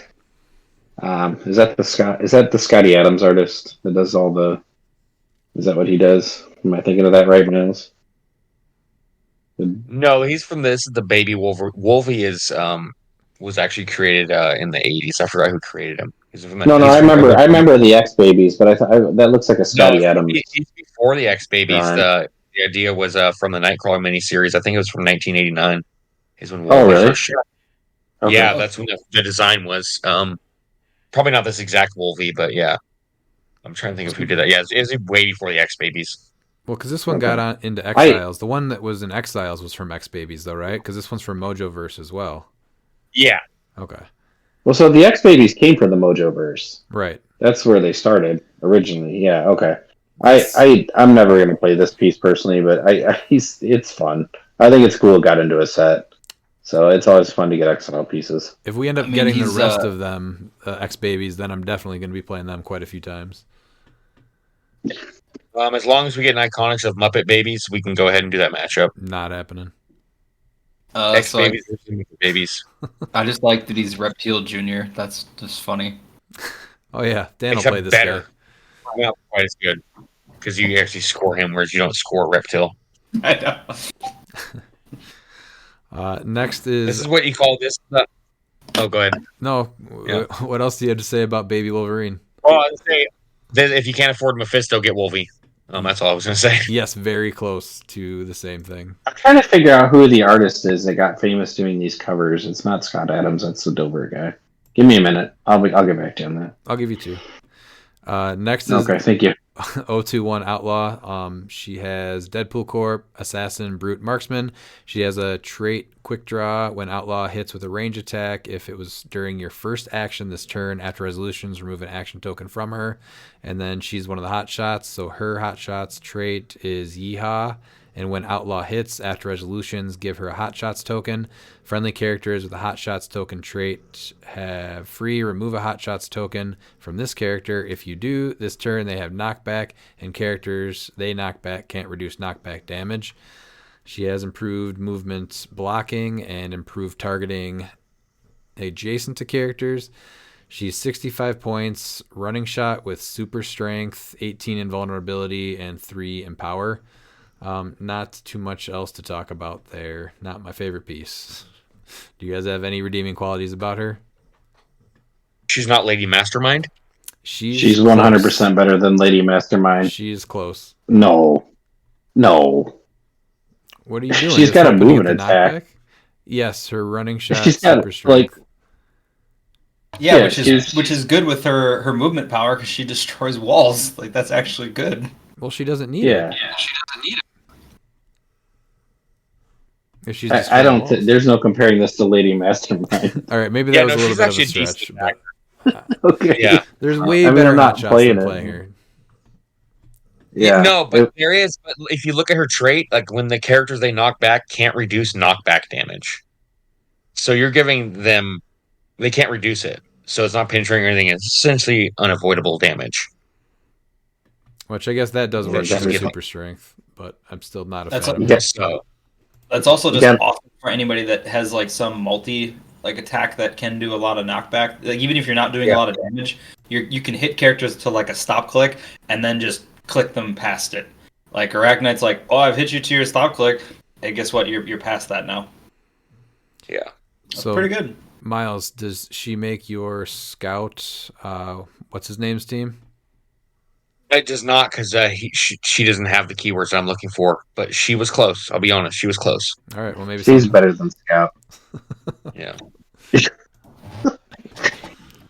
Uh, I think better just- is a subjective word that I don't think you're using that word correctly. No, I think I am. I think that's pretty I accurate. think. Well, I guess we'll have to agree to disagree there. It was Scotty Young. I know you guys are really trying to figure out who I was trying to figure out who did those covers. I We feel figured better. it out before you even got back. Did We you? were like, oh, it's Scotty Young. We're gonna see how long Oh, it takes him. okay. Yeah. All right. Next, we have Strife. He's 125 or 50. He has the lovely Mutant Liberation Front keyword, which is awesome because that's a great keyword. Armor, Future, and Ruler. Those three are actually really good. He's got a trait that gives Leadership Mastermind. Friendly bystanders modify attack +1 and can use plasticity. That can be abused, especially with his Ruler keyword from everyone that can generate that from Rulers. He has a special damage that is Shape Change Outwit, and friendly characters with no action tokens have Safeguard Opposing Prob. At 125 points, he's 8 clicks deep, starts with Running Shot, 11 attack, Psychic Blast, 18 defense, with Invincible, and 4 damage with the Shape Change Outwit, 5 range. And then at 50, he starts on click 5 with TK, Stealth, Toughness, and then 3 damage with the Shape Change Outwit special power. I actually really like this figure. Both lines, I think you're going to be playing the figure differently. But I like him at 50. I actually really like him at 50. Yeah, like TK, the damage power is good. And the trade is good, so Yeah, because I mean, Ruler gets you Legacy Apocalypse, so now all of those figures have plasticity. They're tie-up pieces. They modify attack +1, which is great because Death needs help. The Octopus from Aquaman with Ruler, now their attacks are now 11, 12 because of Aquaman potentially, I and was then they just have plasticity. I was just thinking the shark from Kamo. I was like, ooh, he's a 12 Yeah, attack shark. exactly. There you go. Yeah, yeah. I think that I mean, TK is not bad at all. I think I like this version of Cable. Spoilers. Yeah, I think he's not bad at 50 points when you look at everything that he does. I think the 125 point line is a little pricey. I think nothing wrong with him if he would have been 100 points at that line because Yeah. I still like my Strife to attack, but definitely a well-needed Well, I character. think like the 2 point lines are almost like one for battle royals and one for constructed. Like that's how it feels. Yeah, or sealed even, yeah. Yeah. For him, yeah. I think the other thing too is he's a figure that you might want to keep an eye on like post rotation, just because like you don't never know how the landscape's going to change post rotation. So he might not be the best option right now, but like going forward, he might be like a really good option for TK. Like TK is a power that's always going to be good, and he has a lot of other things that he offers that buff or like buffer him like into like a good position, like his trait, his damage power, stuff like that. So I think like he's not obviously the best TK option right now, but especially for his cost. But like in the future, he certainly might be a better, or like a good look, you know. Yeah, 50 points So might. well, he gets 50 what that shark now has a 12 attack, right? Yeah, With him, that's huge. That's really huge. Plus That works with plasticity. Ruler, So right? if you want to keep that shark, yeah, that works with Ruler. It might So sound like that's- a yeah. lot for 50 points, but it is leadership, and then the friendly bystanders modify attack +1. That's just traded all the time, and that they can use plasticity. And then he's got shape change and outwit on that first click too. And then friendly characters with no action tokens have the safeguard opposing prob. I mean, that's all stuff that he's giving out that's really good actually. So there could be a team out there for him after rotation. which is funny because that works with your bystanders too. So like the shark just moving up its full speed value and then making an attack, and you just can't prob it the first time. You can't actually prob the free attack, and you can't prob the next attack until it gets the action token. So Yeah, That's actually pretty good. if a bystander team takes off, you could definitely be on it. uh-huh. I think he's really good. I mean, you have you have a unique modifier and then something that protects against opposing probability control for 50 points. Obviously, at 50 points, you need something that's popping out by standards. But I think he's really useful. Honestly, you still have a built-in rollout and shape change top dial on 50 points, and you're getting outwit. So, well, yeah, I think he's cool. Yeah, keep I like an eye him. on him. Dan, do you want Kid Omega? Sir, so this is was this Quentin Quire. So he's 50 points. He has a trait and a special attack power. He's got Avengers, Brotherhood of Mutants, Exiles, Phoenix Force, X-Men. So he's got friendly characters with the X-Men keyword have Brotherhood of Mutants TA, and then friendly characters with the TA instead succeed on a 9 through 12 when using it, which I think is you just remove an action token from yourself when you roll that high. Yeah. Yeah. And then his attack power, which is yes, you have to hit. When his first 2 clicks have his special attack power, which is Energy Explosion, TK Knockback. He starts off Mind Control, Barrier, Outwit, 5 range, sees through hindering with Mind Control, and then he shifts to Force Blast, Pulse Wave. He's got a little bit of Super Sense in the middle and Prob. I think it's just his lack of a movement attack is kind of rough, but he's interesting. It's a pretty bizarre dial. It's really, yeah, it's really hard to beat the one from House of X. Like the House of X one was just really good. Yeah. So this one's hard to like. But again, not every character is gonna be like a cookie cutter copy. So.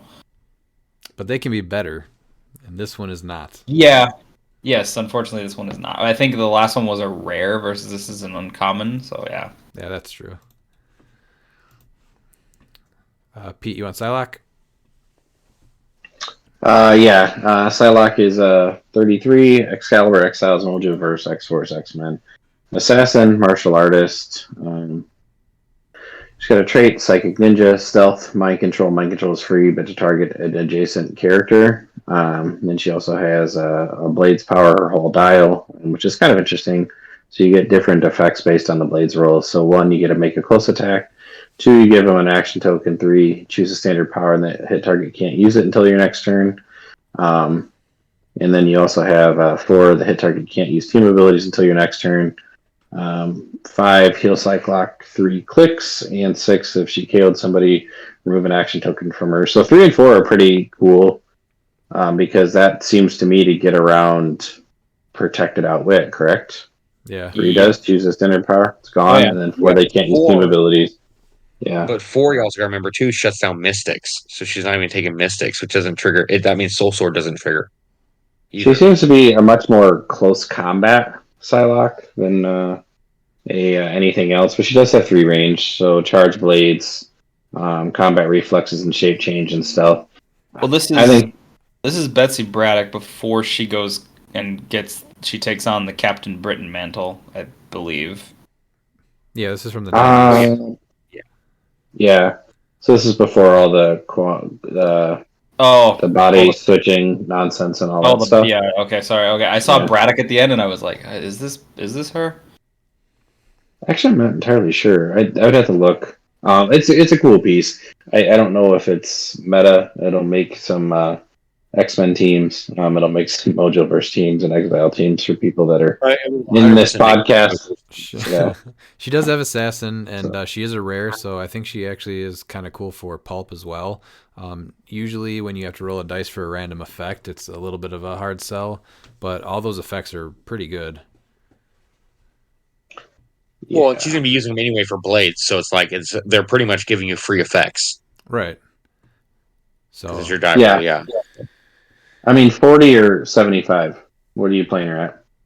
I need to charge. Pulp, you have to play her at 75. Yeah, for sure. And then you're not playing her competitively ever, so never 40. So I think Pulp 75. Okay, I agree. She just had the mind control is free too, so I mean, I think actually she could be good in Pulp, and I like Assassin. I want to see that fleshed out. Well, 40 could work out because I forgot about that free mind control. Like that could be interesting in Pulp because she has their 11 attack and she can just move, leap, climb, and then go ahead and mind control for free. So she does almost have a semi-movement attack. Maybe at 30. That's hard for 40 though to do that. It is.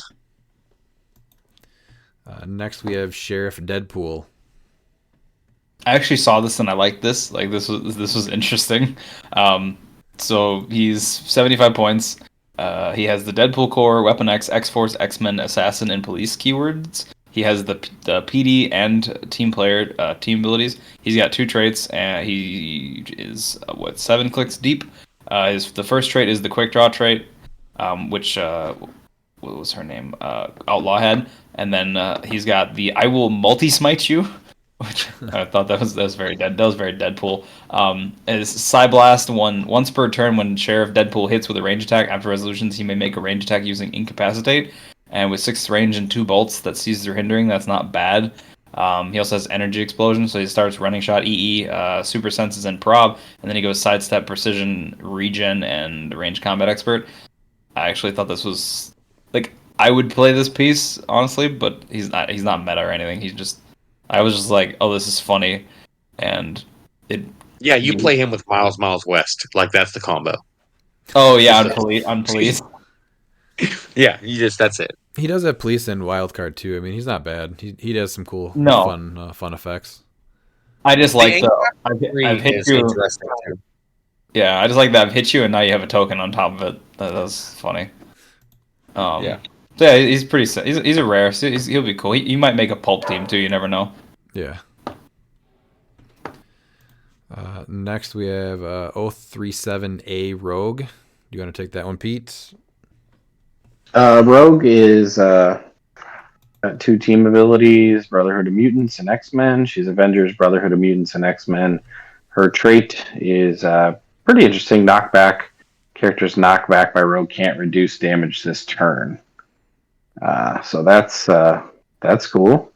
Hypersonic 12, 18 impervious with close combat expert. So essentially on a close attack, 13 for 5 And then knockback is just active, right? She just gets it because it's on there on the.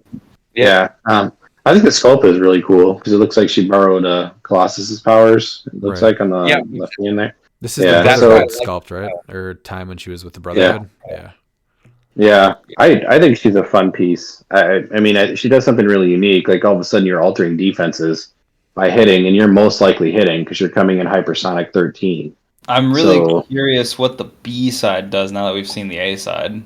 Oh, for The sure. Yeah, B, it'll- I think, is the same as I think all the primes or most of the primes are going to be at least from the rares are going to be like from that Muir Island.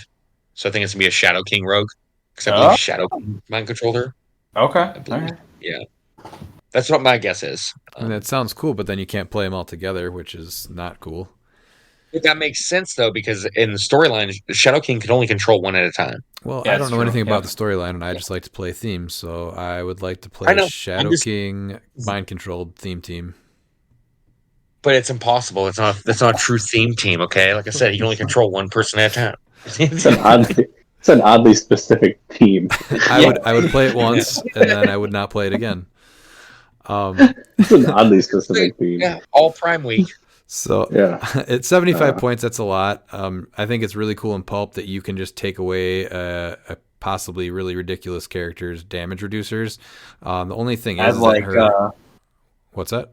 as like Necron, be like, hey, yeah, you ramped up your Necron, don't care, just gonna chew through him now. Right, yeah. So, I mean, if you can hit him with her, I mean, that's pretty crazy. And she's a 13 for 5. I don't think it's characters knocked back, so you would not get the... Oh yeah, you can't knock him back though. That's true. Oh, that's right. Yeah, so you couldn't. But also, with her 5 damage, they're still You reducing could. her 5 You damage could her because the undetected. knockback would have after. The knockback would happen after. He's just killing Necron top tile because at 40 points he's in bone. So when you're hitting him, yeah, he's dead. So you can knock him right off the board, knock him back that way. So yeah, he's. I think she's good, man. Honestly. Yeah, and Pulp. The only thing I don't like is that 6 speed. Odds are you're going to end up adjacent, or at least pretty close to their team. But if you can knock back the person that she hits, I guess you can maybe run back if you work it out. But she's cool. Possible Pulp piece for X-Men or Avengers. All right, Miles. Or this is the Shadow piece that King's Brotherhood of Mutants. Shadow This is, King's this is minions. Piece of Law Resistance. Before this set even came out, I'm like, please, I need a highly competitive Colossus, and we got it. This is one of the best primes I've seen thematically and everything, especially because it's just from a niche storyline of 5 pages of when Shadow King controlled him. His sculpt obviously is from it's when he was supposed to be glowing because he was in a fire, car fire. So it's not that he's gold; it's just that he's supposed to be glowing because it's so hot. He has Brotherhood of Mutants armor and ruler. He has the ruler keyword because of the Shadow King. This is where he gets really interesting. He has the trait Mind Control, and when he uses it after resolutions, you deal a hit character damage equal to Colossus's printed damage value. And he does a lot of that. He's a 12, 12, 20 for 5 at top dial, 80 points. So they're taking 5 printed damage. And then you get that for 9 clicks, or for 60 points, you get 5 clicks where he's a 10, 11, 18, 3. You never play him at 60. He's got another trait that opposing characters can't use Safeguard Mind Control, including from Battle Fury. This gets around Ghost Rider. So the reason why there's parentheses is that it's a reminder that Battle Fury grants Safeguard Mind Control. It's not saying they can't use Battle Fury. It's saying they can't use Safeguard Mind Control. So this gets around Ghost Rider and Kong as well. And then his damage that he has throughout his entire dial is impervious, and Colossus can reduce penetrating damage. I've already tinkered with it on maps. There's a way to get him full map. And having him mind control someone to do damage and then them taking his damage is ridiculous. That 20 defense for 80 points is dumb. The only thing that's going to stop him from getting play is the fact that he has not top tier keywords as of yet, even though I think ruler is right there, and I also think armor is. And he's also cosmic energy. Armor is So kind yeah, of this sneaking is up this is there. a must own prime. Yeah. Yeah, I haven't had a prime that's that I want to put on the top of my list of building with in a while, but this guy's definitely it. I think the only thing that he's missing is a crew of mind controlled Shadow King friends, but other than that, I think he's amazing. I'm actually really hoping to see what the A side does too, because I forget he's a B side. So it's like I'm curious if the super rare or no, the rare Colossus is This just is a rare, yeah. This is just But, too yeah. good. This is so good that nothing that it is going to be even close to it. But hopefully it's Oh. at least still fun. No, that's what I mean. I'm hoping the rare is good. You know what I mean? That's all I mean. Is like I know it's not going to be prime rare good, but And we haven't I gotten a think good the fact that they still didn't give him X-Men is huge, because equipping him with a sword and giving him the Apocalypse Genesis rollout would have been dumb. So I'm Okay. glad to see that they did not give him the X-Men keyword or any way to cheat him on there. That'd only be modern Thankfully. legal though for what, 3 months? Yeah, but we have Worlds coming up, and he's going to be modern for Worlds. yeah. So that would have sucked. No, that's fine. It's gonna be hard enough to try to Colossus get makes a 20. world's team, so that's fine. Yeah, he is 100% making the Worlds team. Giving him Dolphin makes him 100% meta. Like, that's Dolphin Colossus. Unfortunately, he will no longer be glowing because he's now in water. But still, yeah. I mean, him hitting for 6 in water seems pretty good. So, and that's before. Yeah, but see, I don't actually think that you ever use him as like an attacker like that. I think you always use him as a mind control piece, because I would rather mind control a Kong to have Kong smash someone and then put Kong on his stop click instead Yeah. of me just attacking Kong and That's putting him true. on his stop click. That is very true. Yeah, this So- guy's awesome. Yeah, I think giving him the Hell Cycle for another, or not the Hell Cycle, but the Motorcycle for +2 speed and senses, I think it's worth giving him that +2 speed, because now he's gonna be an 8 charge and with super senses and impervious with a 20 defense. 100% worth 95 points. And I swear he should have been at least 100, if not more. Especially when you compare him to Kamo. I like him at 80. No, Kamo does different things. Like this guy's different. Like they're Oh, different. I understand that, but like the fact that it's a 35-point difference between the two. No, I think it's only Crazy. it's only 30. Okay, still 30 points. It's nuts. No, I The know. difference of the two. Yeah. Yeah, he's great. I don't honestly see an obvious weakness other than he doesn't range attack. You know, so I just whatever. I think you can chew through him. Like again, it's like the stats are so high right now that the 20 looks good, but like I don't think that'd be that hard to hit. You just have to miss those Well, impervious so- rolls, which I would. Yeah. Yeah. So yeah, I would miss the impervious rules, and other people I would never get them off their top click. So that's just what's going to happen. Yeah, he's great. I mean, he's just an amazing team killing prime if he gets going. And I agree with Miles. Like, I think you just use the mind control. Yeah. Unless because just doing 5 damage, or even if you do start to get through him, still doing 3 late dial. And I think you're gonna have a hard time honestly killing him. Like, just with the rollouts, because at least impervious and can reduce penetrating damage. At some point, he's gonna hit at least 1 or 2 of those. Mhm. So it's all about where it is. So So when Oh, yeah. Prime Spider-Man came out, people were saying similar things, that they didn't think he was that good at 80 points. And look what happened. Wait, I think- wait. I'm not saying he's not good. Don't get me wrong. I'm in no way saying he's bad. I think that what I'm saying is I think that people are actually going to be sleeping on this figure. And he's gonna mess people up. I mean, he can pretty much kill Surfer. He put Surfer on his last click by mind controlling him. Yeah, the last Yeah, rare that's- primes, their prices dropped pretty quick, but I think this guy's going to be way, way closer to Prime Spider-Man. Yeah.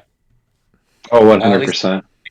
He just doesn't have the movement that Prime Spider-Man does.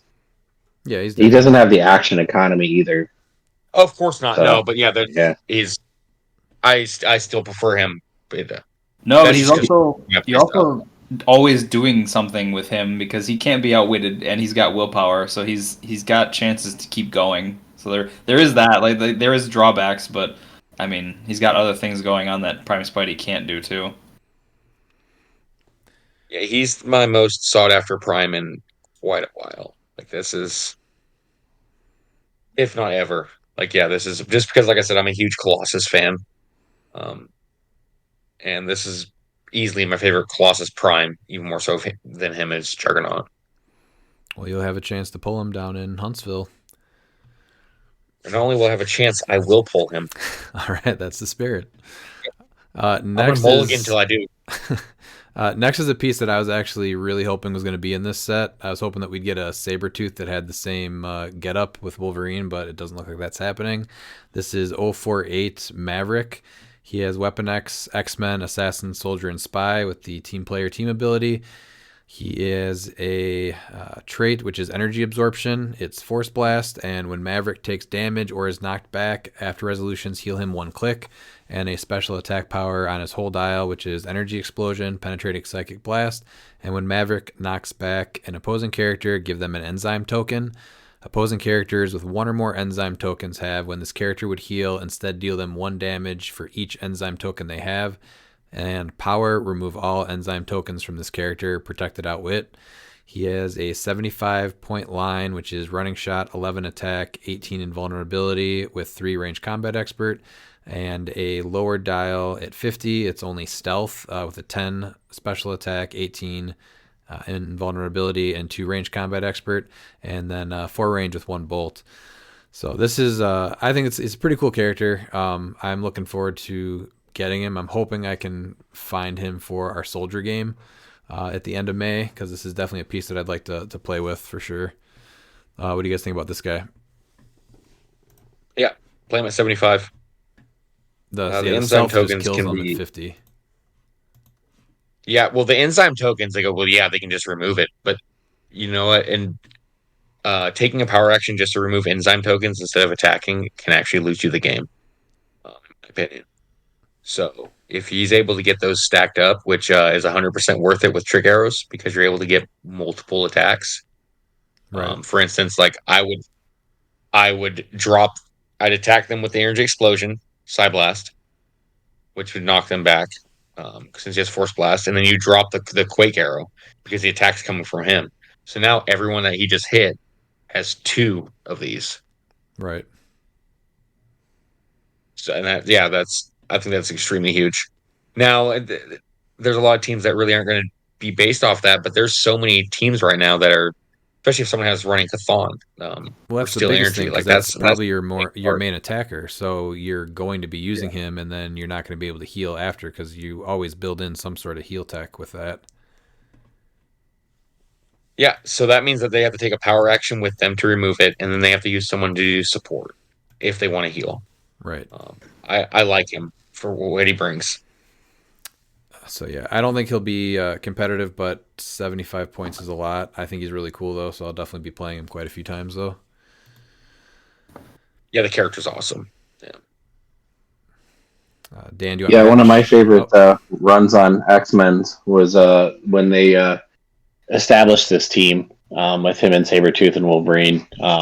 Just like a great several comics. And he's a character that popped up over the years. I think this is a really good version of him. This is another one you don't get a lot. I don't think we've ever had a Maverick since we've been playing, have we? I picked up one when we started playing a long time ago, but he's basically unplayable. Do you guys even know what set he's from? No. I'm looking at it right now. He's from okay. I do remember him. Yes, he's from one of the last sets I used to play in. Was Mutations and Monsters. Okay, he was one from one of the first carded sets. I believe it was 2007. I want to say maybe 08, early 08. Yeah. And that was the first and only other time we got him? Yes, that's the only other Maverick. And yeah, he's just not good. 63 points. He's 8, 10, 17, 2 with running, shot, and toughness. Yeah, it's just no. Yeah, so I picked him up for the character. I mean, 12 attack, penetrating energy explosion that does Force Blast and hands out enzyme tokens. That's awesome. I like him a lot. So this is a piece that I do need to get by the end of the month for sure. Oh, yeah. We'll have it next week. So, sorry guys, you guys are playing against Maverick, so you better build against it. That's fine. He'll just get nuked.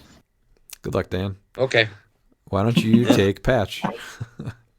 All right. So Patch, this is like Wolverine, like not like secret identity, but like his not alter ego, but right? Or Yeah. am I This misunderstanding? is an alter ego. This is not Wolverine. He's pretending to be a different person, and he completely fools people because of an eye patch. That's what I mean. But it is Wolverine, right? Yeah, this is Wolverine in disguise. Okay, that's what I thought. It's Wolverine as a spy. Okay, because that's No, Yep. this is clearly Patch. This is Yes. clearly it's Patch. No. Yeah, it's Patch. Yes, it's Patch. Yes, Yeah. I dig this though. So he's got the Weapon X, martial artist, and spy keywords. He's got a trait, a special speed power. He moves through characters. He's either 60 or 40 points. He has a special speed power on clicks 1 through 4. His trait is free once per game. Choose a square within 3 squares of Patch. Patch can use Quake as free as if he occupied the square. Of that square, after resolutions, destroy all blocking terrain within 2 squares of the chosen square. I'm guessing it's Colossus is who he's referencing in this. I don't really know. No, he's not. This is from one of the most iconic covers. Yeah. It's Mr. Fix-It. Hulk. Oh, okay. Well, I would Yes. not have any idea. But Yeah, no, this cool. trait is 100%. Like, I am so playing this figure with the original Mr. Fix-It figure. So every time, once per game, I don't even care if I'm going to lose. I'm just going to throw him out there, and I'm going to put my old Mr. Fix-It figure on the map. And yeah, he's now back. Okay, and then now his speed power is flurry, sidestep, stealth. Free if Patch occupies hindering terrain, choose one. Place Patch in a square of hindering terrain within 4 squares, or place Patch adjacent to an opposing character within 4 squares. I like that. I mean, free poof is good, especially when you have flurry. So that's not too bad. Him having stealth isn't bad. He has shape change, top dial for 60, or Battle Fury for 40, and blades his whole dial. So I like this figure. I would probably play this. This is cool, especially on like Spy. I can get down with this. Always 60 points though, right? Yes. You get way more I mean, for most 20. of the time, yes. I do like him at 40. If you're going to try and do a build because you want to save those 20 points. Like a worse build? No, not a worse build. No, you're going to be an effective build. He's totally fine at 40 points, but he's preferred at 60. I just like the shape change because he probably won't get hit Yeah. if I'm rolling shape change, so I'm cool with it. It adds to his speed, 'Cause his I would attack, play him at and 40. his defense, and it gives him shape change though. And 3 Yeah, more no, I clicks. understand that. Yeah, for the 20 points, but yeah, but this is like I said. I think at 40 points, I think it's 100% viable. You can go ahead and TK him into hindering terrain. He's able to bloop another 4 squares. Then you can drop the big guy.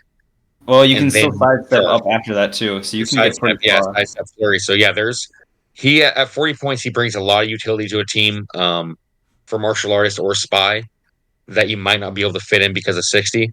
But 60 is going to be your preferred point value. But like if you can only fit him on at 40, I say play him at 40. I think he's still good at 40. I think you cut what you need to play him at 60. I do like him though. Yeah, he's my must own right now. Super rare. Oh, really? It's from one of the best comic covers ever. It's an iconic run off the Wolverine series when they were in Madripoor. It's a fun figure. It's one that I need to own too.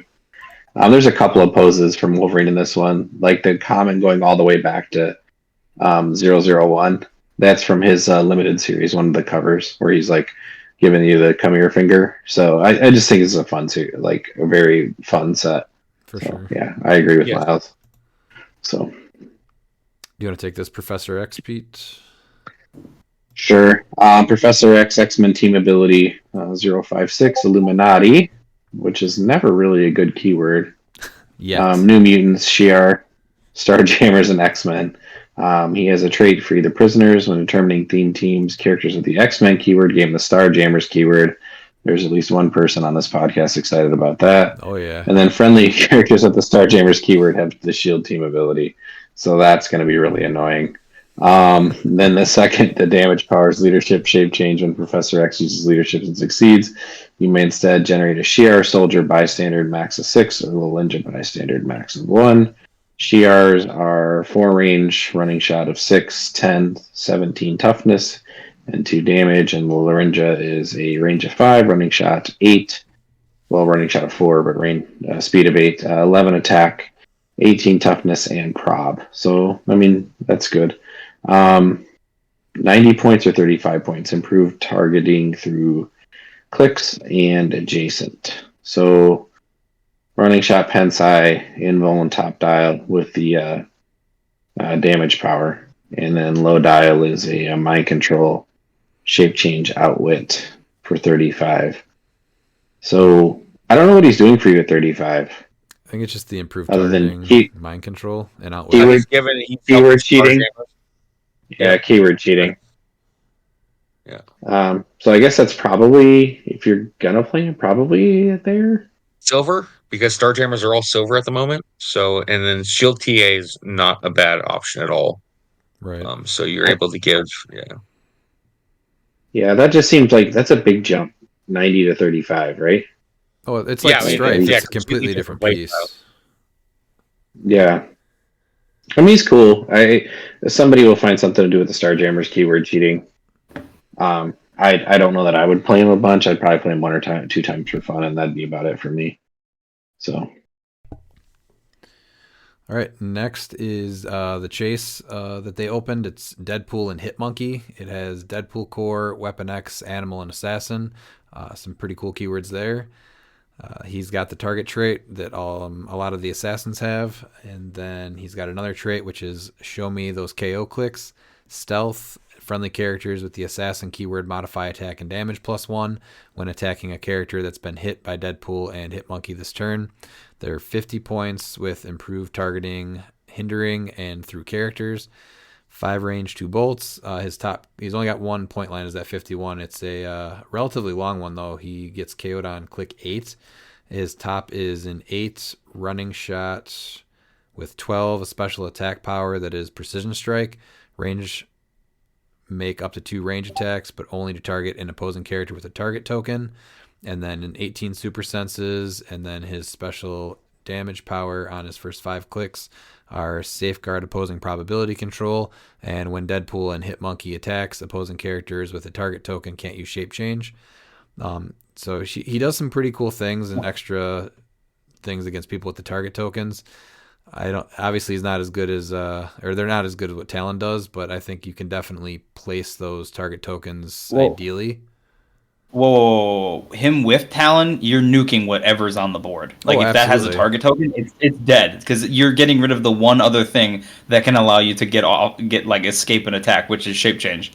And their 2 attacks, I mean, it's 6 damage. Like, not many things survive that. No, I would totally play them for sure. That was actually one of the reasons that I went off my assassin teams, is because every time I would attack a Carnage Surfer, they'd hit their shape change, even though that was my target with Talon. So yeah, this guy gets played with Talon for sure all the time, and just another piece that kind of fills out Assassin a lot more. It is getting really strong. I was gonna say, like, this on Assassin, like, this is a must play on. If you're running Assassin, this is a must play for like what they do, and then you can still like hit another character because they have 2 targets, right? Right. And so you can just at least multi-target. You don't have to use you want to use the double like range attack thing, but you can at least double target someone, and then they've still been hit by Deadpool and them. So then you're modifying attack and damage, which is just really good because not like assassins don't have super high damage values. So right, and he's only 50 points. Yeah. That's those 2 attacks though. A target token though, I think that he encourages you to give the target token to like their highest point figure, and so this way you're able to get more attacks and to try and get that 25 victory points. Well, that's what I mean. Like you're doing like anything that dies on click 7, they're gone. Like because they get rid of shape change, and then Talon's like, well, they don't have anything else. So, so you're essentially getting 3 attacks, right? 3 chances. So precision strike, range, make up to 2 range attacks, but only to target an opposing character with the target token. So you get 2 attacks automatically to do that. Then you still have your probability control. And then there's no shape change, and you get precision strike. So senses on a 6. No, there's no anything because they don't have defense powers if it's the target, because Talon says you don't have anything. He's talking about specifically with Talon. Oh, okay. Oh, he does not have prob. He's got safeguard opposing. Okay, But I like how his it stacks with him to where friendly character the assassin keyword modify attack and damage +1. So if he does do his second attack, he's able to benefit from that. So now he's going to be a 13 for 4. Yeah. Yeah, I do like him. And outside of that, too, even on animal teams, I think could be fun. Yeah. Yeah, his dial for 50 points is obviously worth it. Like I was saying, he doesn't replace Talon, but him with Talon is pretty good because she's 60 points, right? So that's 110. Yeah, but that's like a 30-year build for that. That's like really good because I think they both have stealth too, don't they? I believe Yeah. so. Yeah. So, you're I mean, pretty much guaranteed to they're- take out a piece, whatever piece you want off the board. You pretty much just get to take them off. Yeah. Which Yeah, is I mean, great. there's your 2 attackers. Two of your 3 attackers. Yeah, at he one might be the time. missing piece to really put assassins together. And he's got a long enough dial for 50 points that, yeah, he might get hit once, but I mean, it's fine. Like, he's still an 11 attack the rest of his dial, so Right. it's You got to invest not all in that it. bad. Yeah. All right, and then the last figure was actually not even a figure; it's a legacy card. Professor X and Magneto from, I believe it was Giant Size X-Men, right? I think Is that so. where the original was from? Yeah, he was way overcosted, and I was kind of worried because he was a 10, 10, 17, 3. But I think they fixed it pretty good. They gave him Brotherhood of Mutants, Quiet Council, X-Men, Ruler, and Scientist. A lot of good keywords outside of Quiet Council. Brotherhood and X-Men. If 3 or more friendly characters, he has a trait. If 3 or more friendly characters can use Brotherhood, when a friendly character uses X-Men, the chosen character heals 3 clicks instead, which is huge because that's worth taking a power action. Because now you're taking a power action to heal 3, so it's as if you're using support. Right. And then if 3 or more characters can use X-Men, friendly characters with Brotherhood instead succeed on an 8 through 12 when using it. So yeah, 8 through 12, you're taking an action token off is great. He's got an attack power, which is penetrating psychic blast and telekinesis, and you modify their attack +1 for each other character that has Brotherhood, and you modify their defense +1 for each other friendly character that has X-Men. That's and it says that's extremely good. I wish you could hand out the Brotherhood and X-Men. So I guess you're probably going to be most likely playing with the Brotherhood because getting his attack to a 13 with a 10, 13, 17, 3 is extremely good. It has a special damage power on his last 3 clicks that are leadership, reflex, shape change. I actually like this as a legacy figure, and I do think that he's better on a Brotherhood team than an X-Men team. Though I believe there is a figure that gives Brotherhood X-Men or X-Men Brotherhood. I can't remember if it's modern or not. I think it's from Rise and Fall. I think the biggest thing with him is that you only get leadership, perplex, shape change, that special damage power in the last 3 On clicks. the back end. Yeah, Yeah. it's Professor X and that's Magneto. insane. They should have traded leadership for sure for 80 points. Yeah, that was weird. Yeah, Or I could like see- make that to a starting line. I mean, why not? You I know? could see them being perplexed shape change on the back end, right? Yeah. But yeah, just give them leadership. It's both of Professor them. X and Magneto. It should be traded for sure. Yeah. Yeah, that was kind of an interesting thing, but I think they did a really good job at this, and it makes me actually looking forward to the other legacy cards because the first 2 we've seen actually haven't been bad at all. Yeah, definitely optimistic about what's to come because the Hell Cow was awesome as well. Yeah. I think it just needed a different starting line. I think it's a wildly fun piece to build around. I mean, you're getting rewarded for team abilities. You're keeping it on theme. So you're either getting a better attacker or a much better defensive piece. Or maybe both, depending on how well you build with it. So I think it's cool. I just think it probably needed like an 80-point and a 40-point line. Like maybe start at like click 6 on the 40-point line just to give like leadership, perplex, and shape change. Yeah. But that's just me. So. All right. Well, we do have some exciting news. So yesterday we had a meeting with Ryan Opolk, which is the new WizKids organized play guy. So we're working with WizKids right now to get a WizKids backed event. It's going to be a 2-day event in July on Saturday the 20th and Sunday the 21st. This is at Coliseum Games in Kenosha, Wisconsin. The prizing will be coming directly from WizKids, and then we're currently working with them just to still figure out exactly what it all will be. But both days will have official WizKids support and prizing. So Saturday, July 20th, will be a 300 modern event, and then the Sunday after that, the 21st, the event is going to be a 2 versus 2 event, and the 2 versus 2 event is going to be a little different. It's something that I've wanted to run for a while, so we're going to give it a go. It's going to be a Silver Age theme Highlander, so both you and your teammate must use the same printed keyword as your shared theme. So keep an eye out for more details as we keep finalizing stuff, like start times and prizing and all of that. But that was pretty exciting, so we're happy that we can share that, and it is official, so that will be happening for sure on those days. So mark your calendars and keep an eye out. And then last we have That's some different for teams. What's I was that? gonna say that's different for teams. I didn't realize that I misread it. Oh, the 2 That they versus have 2. to share you and your partner. Yeah, that you and your partner share team. I Yeah. like that. That's So, and then I wanted to wait until the ROC Cup to see how 300 or how 400 works with silver. Depending on how the teams go and everything, we might make it 300. If 400 rolls better than everyone thinks it will, then maybe we'll stick to 400. But definitely waiting until after that event to see if we should go 400 or 300. But it's super exciting to do that event. So keep an eye out for that in July. And then last, we have a bunch of questions. So first is from Wesley Robertson. He says, Miles, what is your favorite and least favorite version of Aquaman and why? So this is going to be a real deep cut because I know that I could go the easy answer and say a new figure. But when I first started, there was only 2 DC sets. It was Cosmic Justice and Hyper Time. The game was completely different.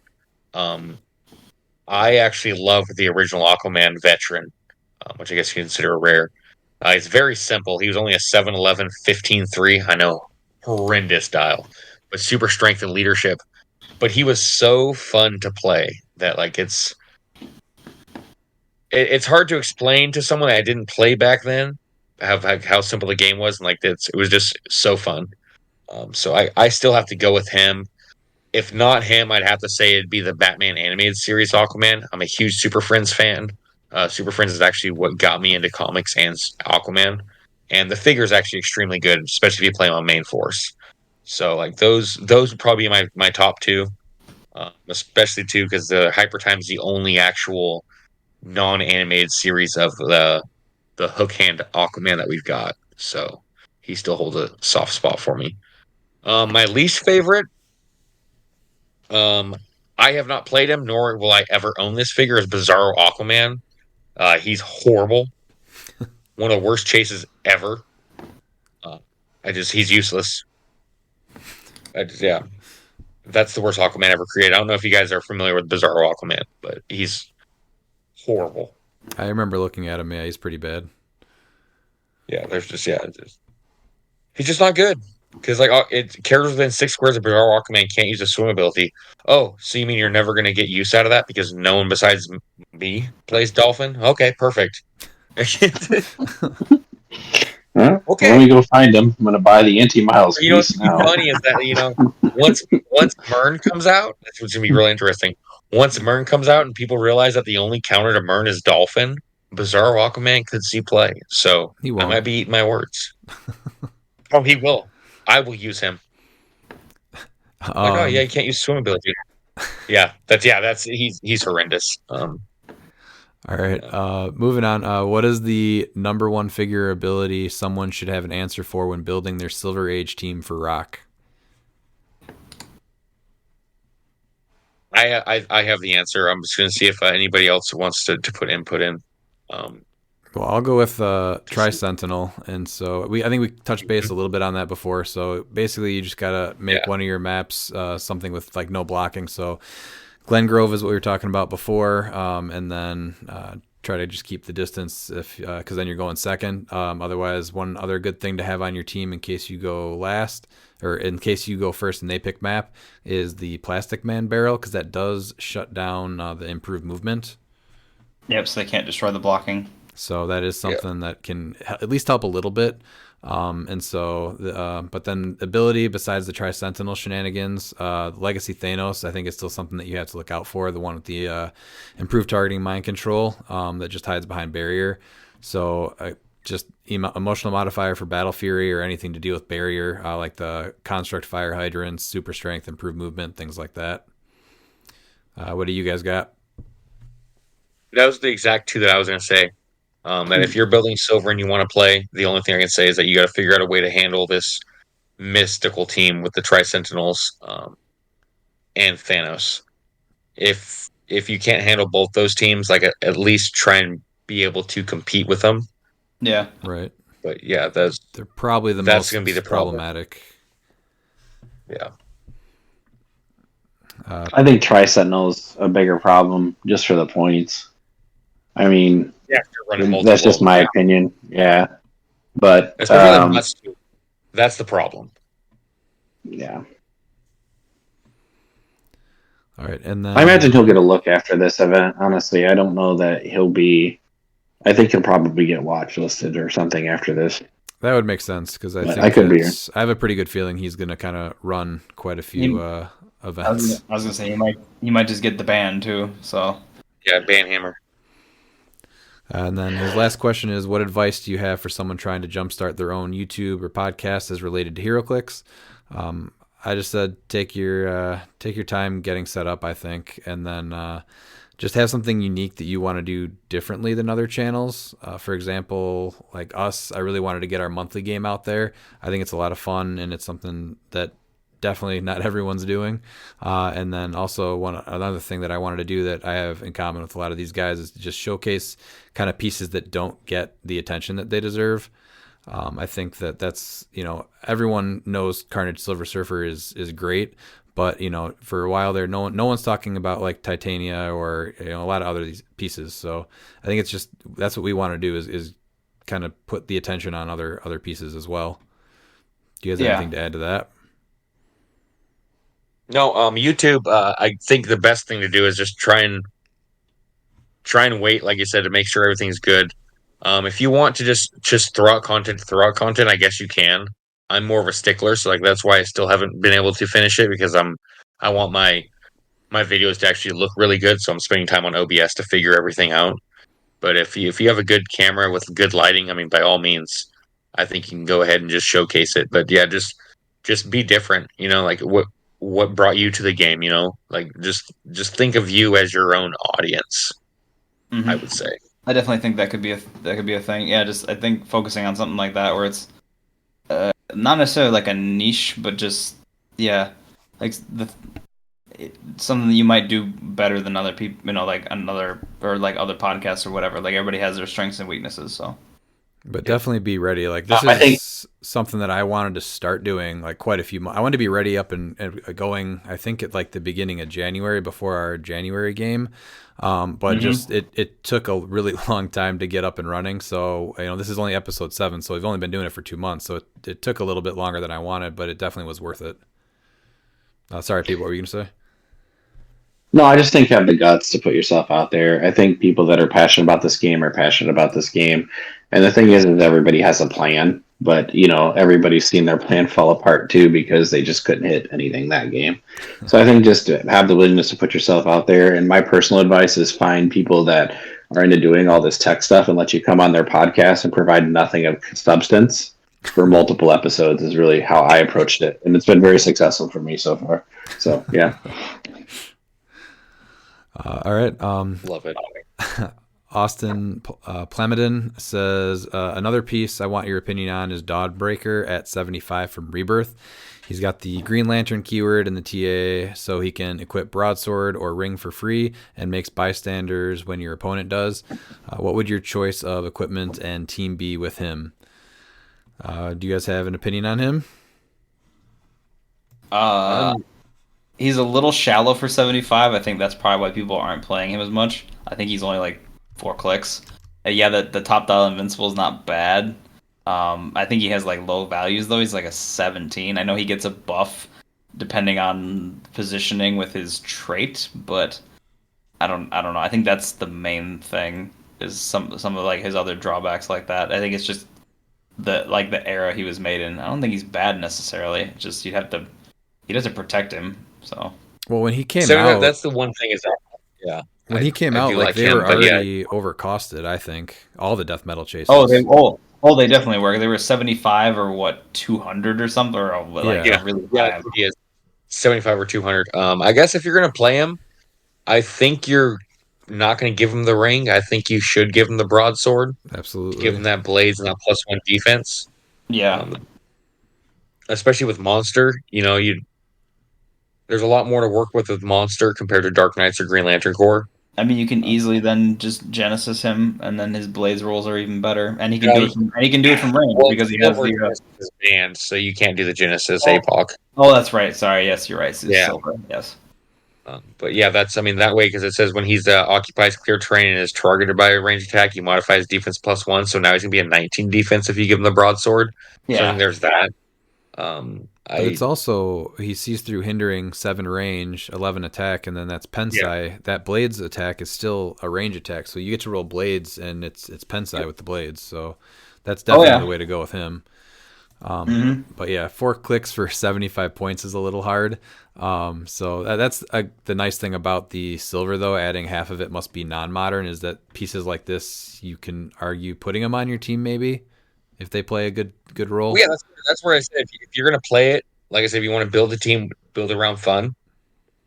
Like don't just throw him on a team. Go all out and actually look into what makes this figure good. Yeah, You give him the broadsword. Okay, there's 75 points to your team. All right. How can I make this figure the best that it can be? and that right You're there already is gonna the be key to bumping up his being able to defense. play like the fun pieces that you want to, is what Miles just said right there. Hmm. I think there's potential there. I just haven't, I haven't really looked into too deep. I don't own the figure. I'm not a huge fan of the figure, but that's where I would start for sure. I And then wanted these chases when they came out. Just like that was the whole thing. Is like the values just changed so rapidly. Like I want to say right after this set, right? instantly, yeah. Because we This were set like, in general was yeah, not great and overcosted for the most part. yeah. We were like, look at this one, and this is one of the ones that I really wanted to work because if somebody's popping out bystanders, like you're just getting good stuff for free. It makes But sense he would be good. I, yeah, I think if you really like him, go for it, man. Like play him. Like there's, he's not going to hold up against modern stuff, but you can creatively use this piece to be effective. So Right. And that's where the 400 points is kind of nice, but in a couple years, you're probably not playing anything from 5 years ago in silver. All right, next, why is no one using the Watcher 101B aggressively? His line of fire isn't blocked, period, and there's more than enough support in Cosmic to give him Power Gem and bump up attack with a potential of 11 range or 11 or 12 attack, 5 damage, depending on what click he's on. Does anybody have an opinion on the I Watcher? I do like him, but it's not my play style. I think that you can work him out as aggressively, and I think there are a few people that have already been doing it. It just hasn't been showcased because of the ridiculousness of Thanos and Tri-Sentinel. I believe the last few events did have a Watcher on their build. Uh, Yeah, yeah, you can give him that. I mean, it is a pain, especially if you give him, that 20 defense for his defend and everything. He doesn't work for me personally for my play style. But then again, I'm playing an overcosted figure in Star Brand, so what do I know? But build around him. Just that's when you just go all in on it instead of just throwing him in there. I actually like. I would rather play him at 40 with like the motorcycle, or potentially for give him running shot, perplex up his attack to 11, and now you're hitting 11 for 3. That sees through everything, so you can actually play him fully aggressive. But yeah, there's Power Gem's a good answer too. I just think you're putting way too much extra stuff in him to make him an attacker. I think it's definitely a piece that you're going to see, but I just don't think it's worth the investment on what you end up getting out of it. There's just other stuff that is better. The outwit that he has is nice on those other clicks or his top clicks, but yeah, same thing. Not my play style. Yeah, I think he's still good though. Yeah, and yeah, if someone plays him, like it's not a bad play. It just is not my play. And then Ryan, Dan, and Pete, what are your all-time favorite meta pieces, and what's your all-time favorite clicks based on your favorite character? For me, it was really hard to choose one, so I went with the top three are Sky Tyrant, Prime Spidey, and Arachnite. So obviously, I'm a fan of just getting up close and using Flurry usually. And then I'd have to say Gambit, and the House of X Gambit was pretty good. I'm still waiting for like the Gambit, but House of X is probably my favorite, just partially because the Traumats caused Pete in quite a few games. Pete, what's your opinion? I can confirm. What's your opinion when you see him on the board? Oh, he's instant target, and I can never kill him. It's unbelievable how much that thing has survived. So wait, are you considering Gambit like a meta piece? I like it. No, it's not a meta piece. He just like, so the thing if you play against Redmond is the Mandarin rings are like essentially like we play a fair amount. I guess I say we don't play silver, but we play silver. Mm-hmm. Like that's the monthly game. So the Mandarin rings are off. So when I was joking with you and your King Shark, I was like, how many powers does this stupid piece not have? Because you had so much equipment on him. It was only 2 rings. That was the funny part. I was like, I only have 2 rings on him. Like, so that Gambit had like the Remaker ring, and it was. I think that was the Gambit during the what was that game we played with? It's the Wonder Woman character. Is it the mystical one? Oh, no, it was Steve. What's his name? Oh, it was Man Spy. of Action. No, that was not that yeah. Gambit. That was Steve the Trevor? Okay. I think that was the Regenesis one, because I played it with the Regenesis Psylocke and stuff. Yeah, he was fun too. There's just been so many terrible Gambits that have just beat the tires off of me. That was just so bad. What is my favorite meta piece? That's a great question. I would probably go to a Prime. Gladdy Daddy, like, love that piece. Played that piece so much. The Prime Gladiator from X-Men Rise and Fall. Just so much my style of piece. A little bit conservative at first, and then just a monster if you don't deal with him. Prime Q, loved him a lot. Played him constantly. Still play him constantly. If I have 30 points on a cosmic build, Dark Phoenix from XDPS.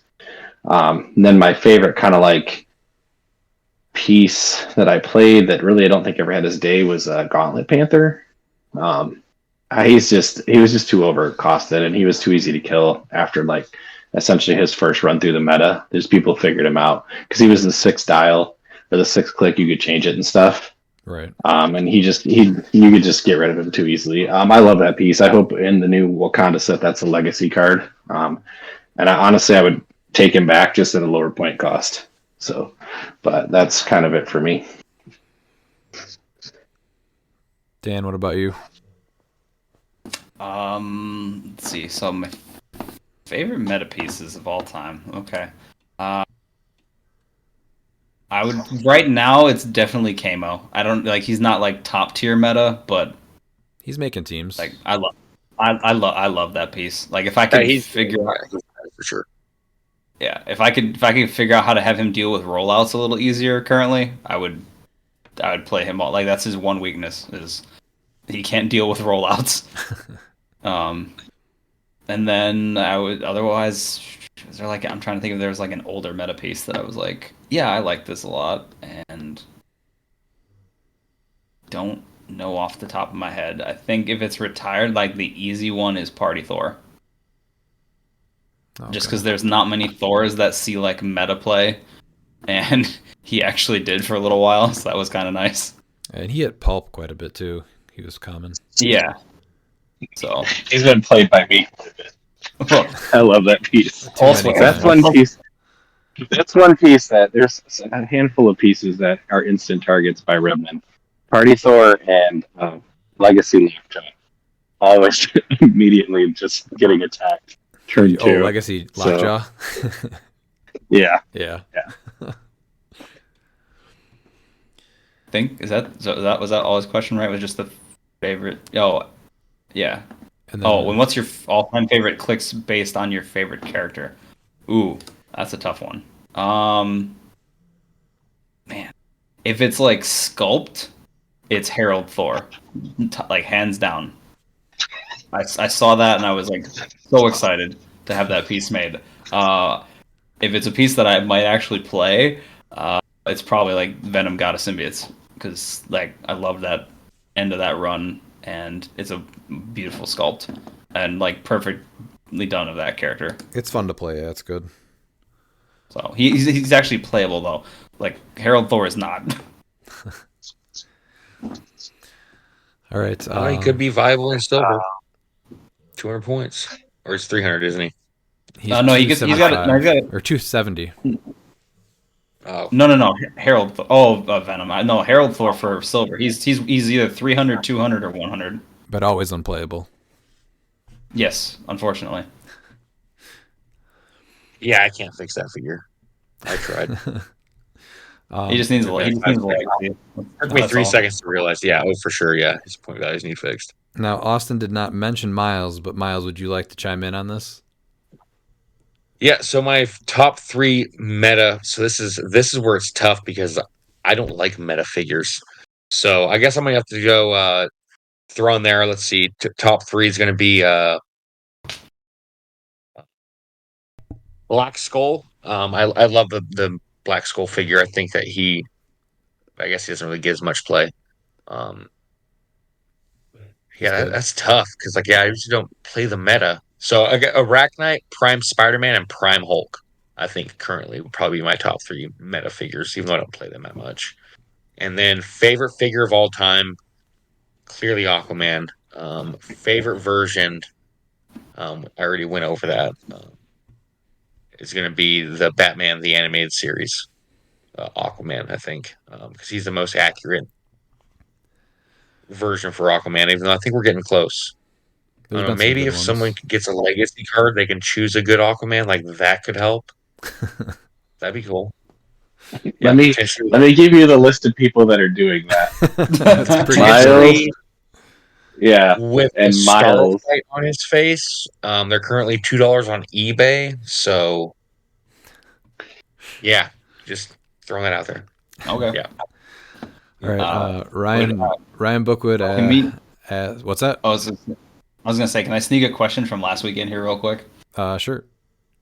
So I was really spotty last week with my connection. So That's I know putting Ian it very generously.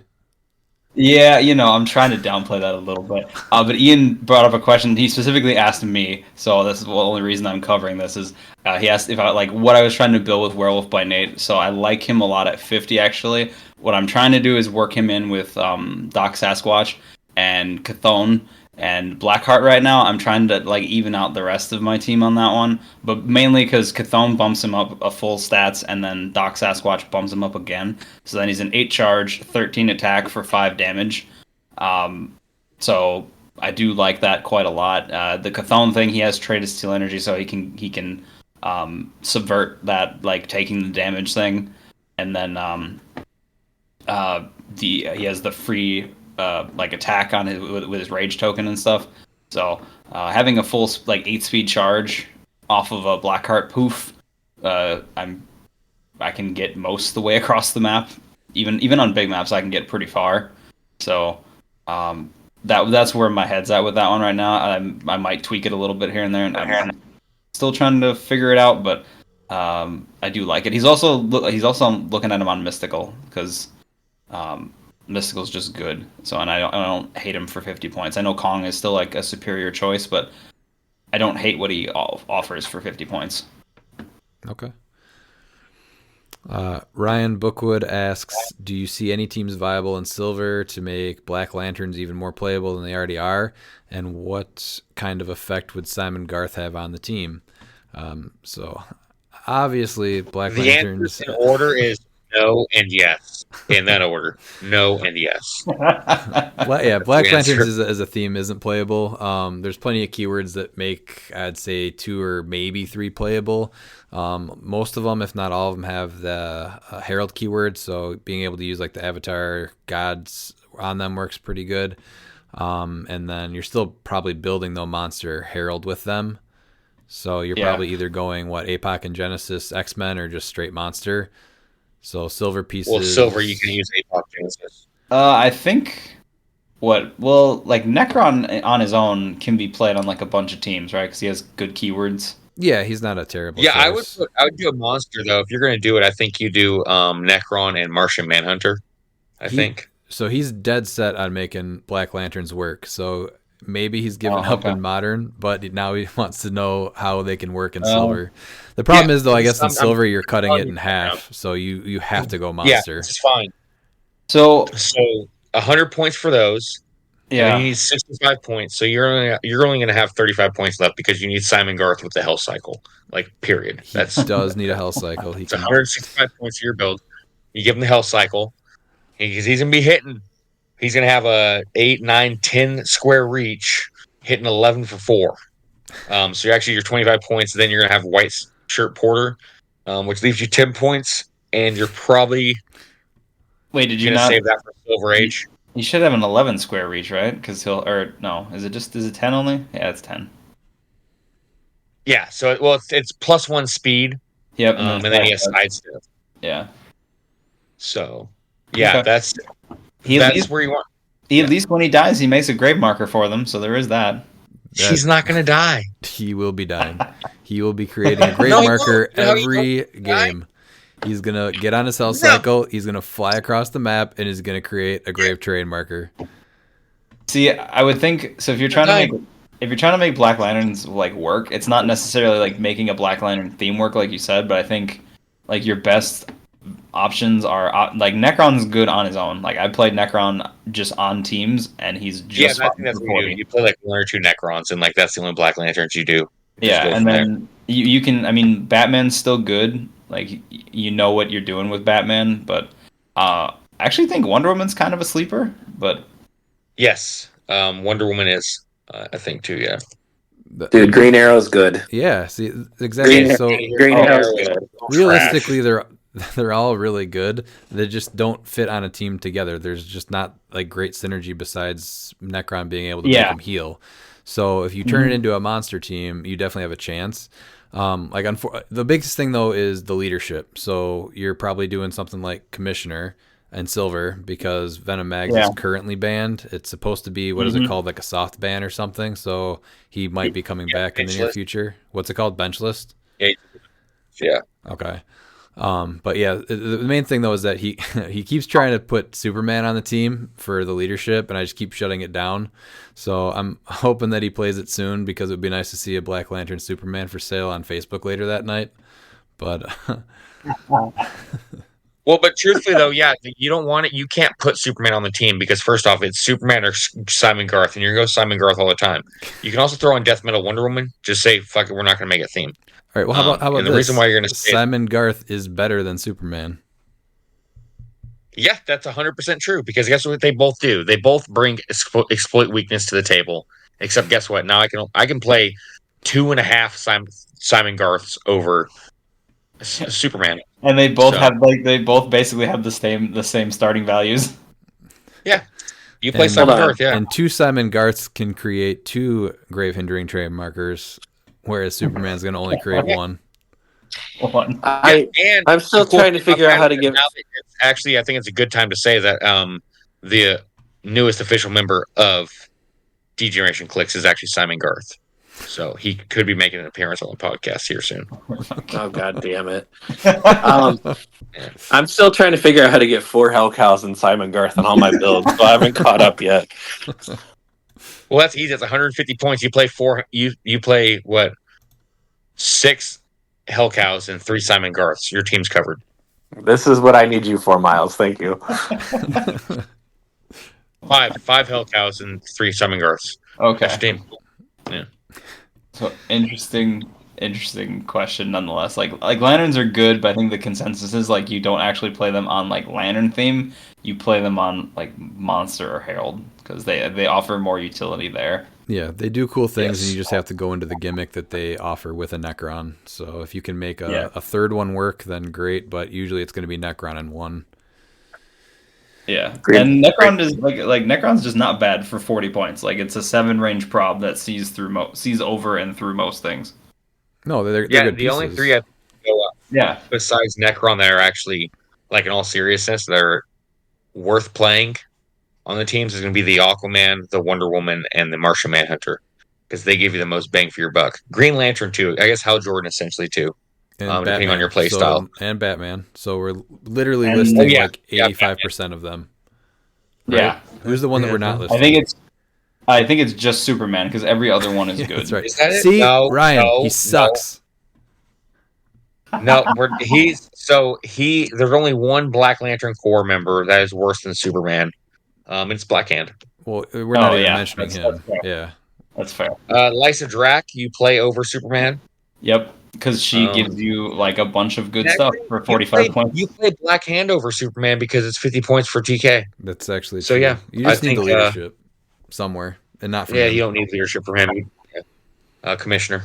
It's a lot of Superman slander on here, but I don't have any real good counter arguments. So. It's just he's not good. All right, well, there you have it. All right. That sums it up.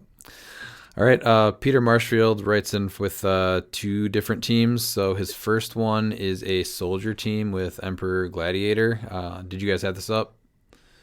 Yeah. So it's a 100-point prime Emperor Gladiator with the Reality Gem, Captain Carter, the 041A with the Where Have You Been All My Life trait, and then the Sam Cap from ADW and the Darkhold, and then Spider-Man 1776 with the Lasso of Truth, and then the Pegasus Cap with the Power Gem.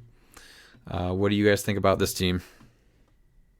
There's a lot of attackers, but I think the main thing is like deployment. That's my only like gripe is like you have a boatload of attackers, but it's the utility that I'm wondering where that is, and like deployment stuff. That's mainly it. I see what he's going for right there. Spider-Man 1776 has Lasso of Truth, so I'm guessing they're going to be carrying him. Well, yeah, and they're doing the same thing, and they're doing the same thing with Sam Cap because you carry Sam Cap up, and then she can be given a non-free action after being carried, so you can do something. Yeah, with her. And I do like Captain Carter at 95 points. She does have a 5'11" square reach, but especially at silver. Okay, so I see what they're doing there. So you give the Reality Gem to Gladiator to give TK. You don't want to waste TK on Gladiator. I think it's better to potentially give probably the Sam Cap. I'd take Darkhold off of them. Swap that to. I think it's more for the extra bolt and perplex. Yeah, I was gonna say, I think that's. No, I'm sure it is. I know, but you need to. That's what I'm saying. But you need to take Darkhold off of her, and because I know you want to give her Perplex or Outwit. You need to give her the Spin Ring to get TK because you can get Carter full map. Well, actually, I think I would have just done the spin on Spider-Man 1776 instead of the lasso, like because he's just that could work too. Yeah, he's just there. Like his stuff is good, but I wouldn't really worry about him trying to use the lasso versus just Spin Ring is 100% needed for sure. Oh yeah, I could see maybe. Well, so that's also an interesting thing. It says that if no character has been placed this turn, so like if you move him full speed, you can then do the lasso for 4. So it's a 12 square reach with some perplex. You can get him up, and then he can roll the 3 through 6 to bring someone across the map. So I think lasso on Spider-Man 1776 is actually a decent way to get someone up there. Yeah. I just don't think he's playable ever since the errata, honestly. I think between Sam Cap with the Darkhold and Spider-Man with the Lasso of Truth, that's just too many points that could be something else. I like Emperor Gladiator, I like Captain Carter, and I like Pegasus Cap. I like the Power Gem on Emperor Gladiator better, and I think Skybreaker on Captain America, though. It was Spider-Man 1776, so this is the way I see it, is that you're also helping get Soldier 2 to be Spider-Man family to keyword cheat to get some crazier interactions, and you're just using him as a soldier. So yeah, I think if you're going so I understand that. If you're going soldier though, I like Falcon is always a thought on that when you're going soldier because he's your ultimate deployment piece and he can also attack. Yeah. Like he's 50 points, but he does more than one thing. So you put him, but him at 50 points with that Captain Carter, that can get out of hand real quick. Well, And not only that, but him with Sam Cap is actually quite a good combo because of the fact that she can then make an attack after, like, she can make a non-cost after he carries her up 8 squares and then also poofs somebody else up like Gladiator. And you don't give her the Carter Shield. You actually want to give her the enchanted ball and chain. So now her giant reach 6 quake is now 4 damage. So that's how you That's pretty good. How many points is that? It's 10 points. Okay. It's 10. So you're gonna take off Darkhold for spin ring on someone or whatever, and then you need to put her on there. You probably drop. And then I would think you could drop the reality and just go the what are those called? They're Billy Clubs. The Billy Clubs, yeah. Because I don't know if, like, the Perplex is nice. I'm not gonna say it's not, but Gladiator's got good stats. Like, I'm not like he's a 12 with problem. Yeah, I think you should just go all in on Captain Carter though with the Quake, because like that's the one trick, and like it's dangerous for her to giant reach 6 Quake that she chooses the knockback damage is huge. So she's gonna do Quake for 4, and she's gonna knock everyone back closer to her, which then means Gladiator can run up and finish it off. So that's Yeah, as a Gladiator player, a long time, one of his only drawbacks was one target, right? So you either get around that, or I'd even suggest putting a soul gem just to make him durable, make him harder to hit, and just make him like you don't want to attack him, and he's just gonna be back there killing things. So yeah. Yep. It seems weird to make him your secondary attacker, but that Captain Carter combo is definitely good. Yeah. I think she's just mainly the setup for him, basically, because then he doesn't have to. You don't have to worry about like TKing him out and like overextending. You're just she goes up, brings everybody closer, or at least as many as you can, and then he comes in and and that's why I think you need the ball and chain, because she's not going to knock back someone she didn't do damage to, and she's only doing 2 damage. So you need that ball and chain to do that for. So I think there's some that, cool and you're tricks. with the shield on her. You want because she already has a unique modifier for them not being adjacent. So I think I think that's fine without the shield. Yeah, that's exactly why is that her defend is good and all, but you know what, this is encouraging you to you're still getting the +1 defense, so I think And if it's a competitive team too, not having any Scott Porters on a theme team, I think that's probably a little bit rough too. It's silver theme format. Scott Porter can't make it. Oh, this is for theme? This is theme format, yeah. Oh, okay. Where did it? Oh, I missed that. At least that's what it says here. Yeah, I see that now. Yeah, okay. it says So that makes more sense then. Okay. He did another one too, and it's just standard. So yeah, maybe that's true. Then. Yeah. Okay. Oh yeah, which is why that makes it Soldier and not Spider-Man family. All right. Okay, and then he also did do a standard format that's 400 point silver Avengers. So that's got Blue Marvel with the Darkhold, Demon in Armor with Captain Carter's Shield, Black Leopard with the Emotional Modifier, the Steve Rogers that lets you keyword cheat, Party Thor, Captain America, the Pegasus Cap with the Shock Gauntlets, and the White Shirt Porter with Sinestro Core Ring, and Legacy Ant-Man that lets you make a character giant or tiny, and then Guardians of the Galaxy Nebula, the Holiday Set one with Bucky's arm. So this is a 400 point silver. Barrel. And Nifty Traffic Barrel's on there too. Yep, for 5 points. So me personally, I look at this and there's too much going on. I think they need to. I think Peter needs to try and condense this. First off, Demon in Armor, I'd say goes. I would also take off Blue Marvel. Steve Rogers is good, but you don't need those two. I need to see what he's doing with Demon in Armor to where they can't positively modify anything. But I would bring in Kale. I'm looking at his points. I believe he has it yet. No, he's not going to. Yeah, because he'd bring in Kale, so that's not going to work. So you have to figure out another figure to bring in. But I would bring in Kale over Demon in Armor to save you some points. She's 30 points, and they can't replace their damage value. So that means no close combat expert, no range combat expert, no enhancement, nothing like that, as well as their attack. Right. Demon in Armor, you're trying to turtle, but you're also trying to be aggressive. So you're trying to do two things at the same time, and they're both contradict the strategy that you're going for. So in my opinion, I think that you want to take out Demon in Armor and you would rather put in Kale because Kale's going to also benefit you being aggressive because you also have that Black Leopard. So that's you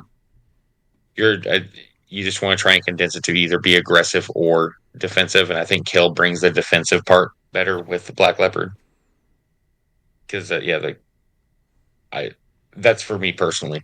So See, I don't think yeah. it's aggressive enough, honestly. I think it's a really good defensive shell, but it's just too much into defense that if someone comes in and misses you, you're not able to do enough on your retaliation. I guess you're trying to pulse wave with Blue Marvel, Party Thor, and White Shirt Porter, maybe. I just don't think that's enough in 400 points, though. No, the damage output isn't in there. I mean, I see what he's trying to bring. I just personally think that you need to be more aggressive. So Black Leopard shell, this is why Black Leopard's dropped off in play. The Black Leopard defense shell does not work. If you're going to get Black Leopard to work, you need to be aggressive. That's how I was able to pull it off at our 2v2 a few years ago. Is you play aggressive Black Leopard, and it's even better with Ant-Man. You just go in there. So I would ditch the defense shell and just go full aggressive. Yeah, Christine actually played a really good team with it was a warrior team, and she would carry up Black Leopard with Sky Tyrant, and that was pretty successful. Mm-hmm.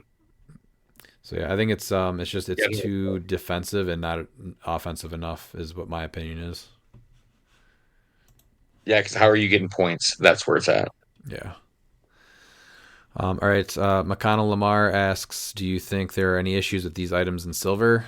First one is Mad Jim Jaspers. What's your opinion on him, Miles?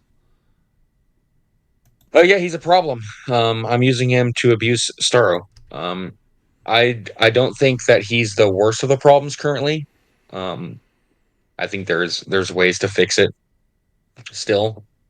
But I mean, he's taking up your prime slot, and I think that he's not as big of a problem as everybody says. I think this is where they're trying to try and point fingers at him instead of the real problem. Yeah. But I mean, I do see people's concern with him for sure, especially with the amount of crazy objects in silver. I like what he brings. Like you said, he's the prime of your team, and I don't really see anything that breaks the game. Like what you're doing with Starro, that's pretty much what makes that team a team. So he adds the possibility of more unique teams like that. Yeah, he allows Starro to be in a competitive event. Like that's the whole thing, is that Starro is good, but I think Mad Jim brings him up to that upper echelon. Right. And I don't think there's any figures that really Mad Jim makes so much better. You know what I mean? To where he's abusing him. Any Colossal he's going to do good with, but I don't see him anywhere near the top list of the problems in silver at the moment. Yeah. He's just being overplayed, but that's because he's a good figure and he's prime. Right, exactly. But they keep coming out better and better primes, like again, this Colossus that's coming out is awesome. So it's harder and harder to play with him. He'll rotate out in September, but he'll definitely, if he's around, I can see him being a pretty big staple in silver. Yeah, for sure. Next is Amit's Tomb. So this is definitely one that I think is getting a little carried away, especially at 400 points. That's the biggest thing. It's already pretty easy to ramp up and do case closed in 300, but when you have another 400 points to ramp that up, that's definitely, I think, too strong. And I play the card too. Yeah, of course. Yeah, no, you fix it by making it to where it's terrain markers only, not printed terrain. That's how you fix that. Yeah, because it's going to discourage people just putting you in Morlock tunnels and just ramping up. Right. Those are the main problems, I think, more so than a Mutt's Tomb, is the amount of maps. And yes, this also includes the new map that just came out in next phase, which the only reason why it's not broken is because it's an outdoor map. But I still think that these are maps that shouldn't be allowed in competitive play, like the Bloodstone Maze. Maps that encourage people to turtle, I think, are just sets a bad precedent. And I know there's a good majority of the community that prefers that kind of play style. And I wish that we would have the game encourage you not to. Right. Next is Tri-Sentinel. I think we brought up Tri-Sentinel a few times. Do you want to add anything else on Yeah, it? it makes sense for us to bring them up a third time. So, I mean, really though, but paired with Amat's Tomb, it's even in worse. So I think he's definitely a pretty crazy one. He's probably on the top of the list of pieces that should get a look at the ban hammer soon. And I think all colossal retaliators, especially that do free stuff, need to really be looked at. I would they have were liked to good see the for unique when ring they came given out, out a but lot more too for them.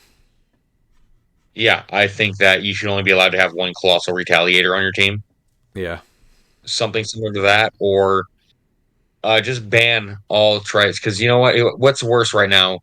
3 Tri-Sentinels or Dark Phoenix. If Dark Phoenix was modern, I think that Tri-Sentinels would still be worse than Dark Phoenix. Yeah, I was surprised That's that just she was not banned, but that she was banned and Tri-Sentinels yes, were she not. was banned and he's not yet. Yeah. The same thing for the next figure too. I'm surprised it's So disgusting. he is really good. I don't really think that. So it's Wendigo. I don't really think that he's not taking any games away. How many teams have you seen him Yeah, be no, played on? he's about to.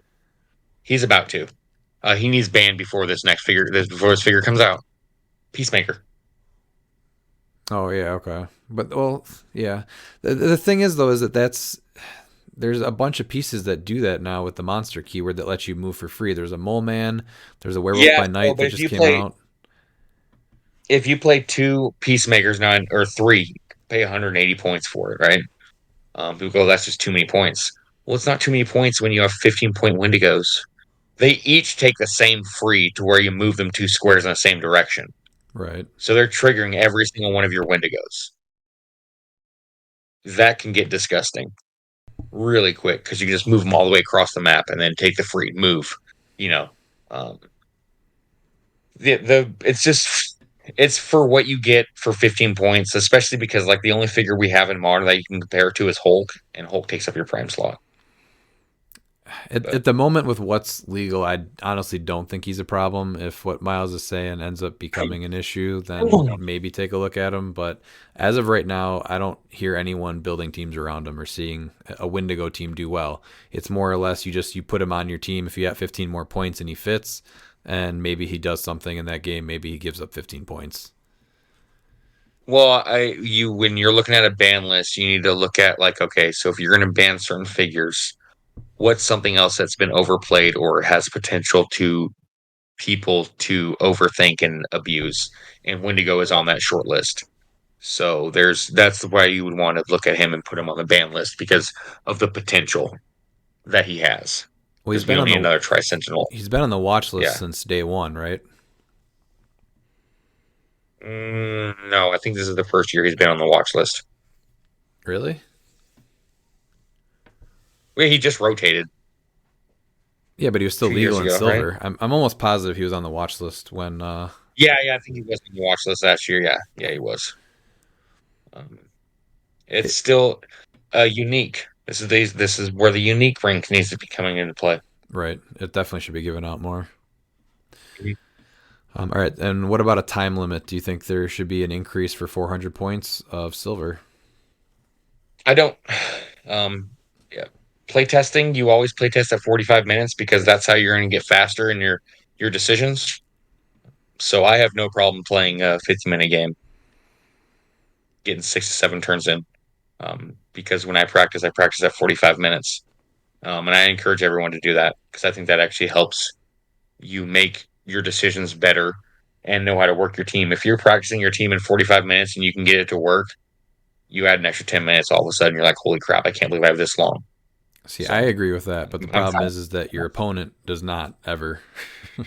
No, yeah, I know. But the reason why I'm saying that is I got to say for me specifically, because I can't take into account for all these slow people that want like 90 minutes a game. I can't do that. I cannot do a 90-minute game.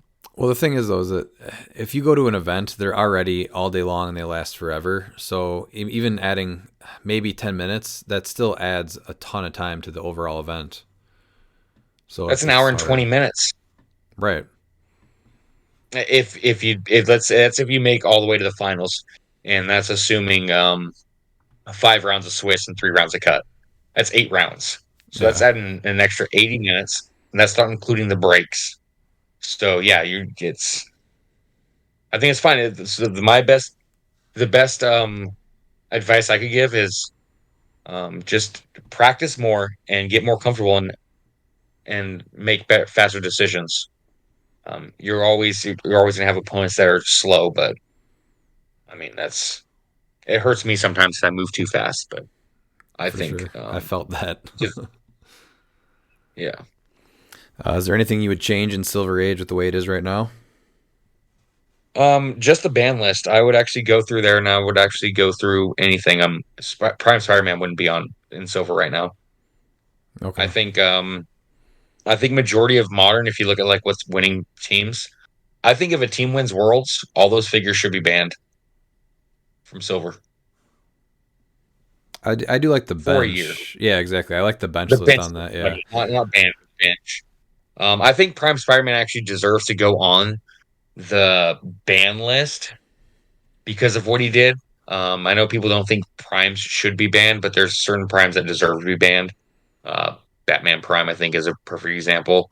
Yes. Prime Prime Vulture can come back because I mean he's no longer, there's a way to fix him, Yeah. But yeah, and MOE swap, I'm surprised are on there. But yeah, it'd be mainly the ban list uh, of trying to go through there and I think that's where it comes into play where you need people that are looking through it and dumb combos about like, man, this sucks. Like this, we don't want this to happen. Because you also want silver to be an inviting format. And where it's at currently with the Tri Sentinels is not an inviting format. Now I know people are like, well, that's just competitive. Well, but there's a way to be competitive without playing like that because that's just ridiculous. Uh, but kudos to Lucas for finding it. I mean, hell, maybe that's his whole entire point is that he wants to prove that he's the greatest Tri Sentinel player and he wants to get the piece banned. I mean, I can see that. Yeah, I would expect a new ban list or at least bench list at some point here. So Yeah. hopefully after Rock Cup, there's a new one or something where it expands. Yeah. I mean, realistically, though, this is like the biggest sample size of this event. So I think that it's only going to get better, and I'm still looking forward to it. But Yeah. realistically, too, I think I brought this up earlier, is that 400 points. I think it might be okay for this year, but as you continue to rotate the newer pieces that have the newer, lower point values, eventually it's going to be really hard to justify any piece that's 5 years old. So It is. Yeah, I that think, Silver's gonna be. I mean, Goblin King, like he's so good that they lifted that ban, and it's like I was like, and I actually was looking at building with him, and it's just like no. right, yeah. So I don't. If anything, I think that after this year, maybe 2 years, I think you kind of have to go to 300. I do hope they keep the 50-50 build though. That is definitely something that needs to stay intact to kind of just keep silver feeling silver. Yeah,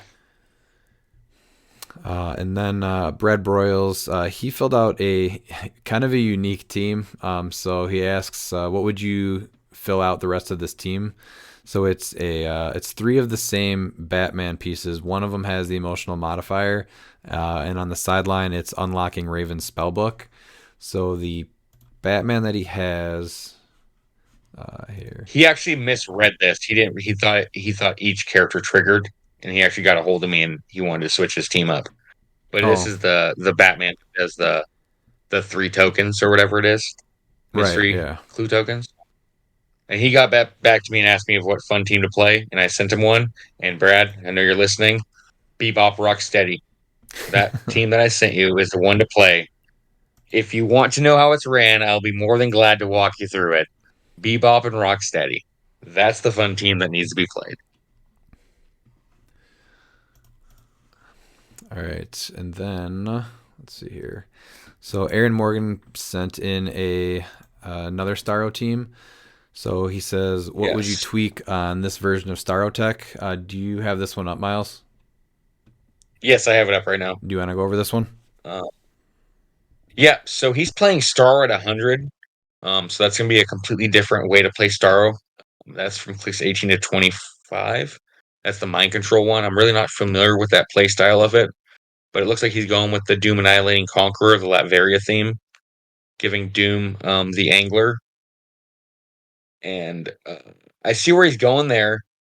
I would add Mad Jim to it. There's no reason because you're gonna drop the Angler to give to Starro. You're not running any primes. I I like Nathaniel Richards and the two Doombots, but I think you can maybe run one Doombot if that's what you want. But it's worth dropping Nathaniel Richards and a Doombot for Mad Jim to get the Angler on him easier. I think that's the one thing I think I would change. I'm pretty sure down there. I don't think you guys really play Mad Jim a lot.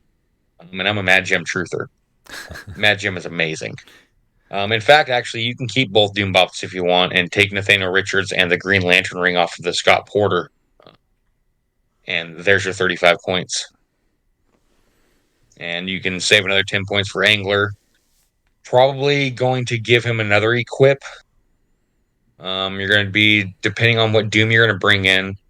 I would be for a more aggressive Doom. You want the Doom, Robot Doom. So yeah, I would drop the Angler, put that on your sideline, and bring in Doom with the equipment of Enchanted Crowbar, to where if they use Invincible or Impervious, it's only invulnerability to give that one up. Mm-hmm. But I think that's gonna be the main changes: be Nathaniel Richards and the Green Lantern ring for Mad Jim. Yeah, it's something kind of similar. I would fully like to endorse Miles' 200-point Starro team. But as far as tweaking this version of the Starro build, as far as Mr. Oz, I think I like the cloak on him better than the spin, just to give him a little bit more range or mobility, because he already has TK, and the spin is still just a character within 3 squares in line of fire. So his sidestep is going to be better than 1 if you're doing it to him. Yeah, he's using the spin for Starro. Okay. So this will get Starro. Yeah. That was another thing I too, think, where I did mention, or was going to mention, like the Mad Jim, so getting it back on through him also. Yeah. And then I do like Skybreaker on Pegasus Cap over the Power Gem. Again, if you have Mad Jim, having options, having that as, or both of those as options, is probably better. And then if you're already paying the 10 points for the Green Ring on Black Porter, maybe use either like an Avatar, or 2 rings or anything. But I think getting rid of, even though Nathaniel's good, getting rid of Nathaniel and a Doombot for Mad Jim, maybe give Mad Jim Incandescence or something like that, and then just fill out the sideline with equipment, or at the very least absorbing Man Prime on the sideline. So well, if you have Mad Jim, you're not going to have Absorbing Man. Yeah, I said or Adam. Oh yeah, that's true. Yeah, So yeah. I saw he had 4 least. spots, and I'm assuming he has Doom options. Right. For sure. Yeah. But I mean, decent amount of the pieces already have equipment, so you wouldn't need that many on your sideline. So, yeah. All right. Yeah, I'd be interested to see how this Starro works. I'm not familiar with the play style because I came as this figure was leaving and no one played him. So that's the version that definitely made a bigger impact that I was more familiar with, and I saw people try to play a little bit. So it definitely is good. It'll be interesting to see how it holds up with the current pieces. But again, with Silver and having to play old pieces, I still think it's pretty cool.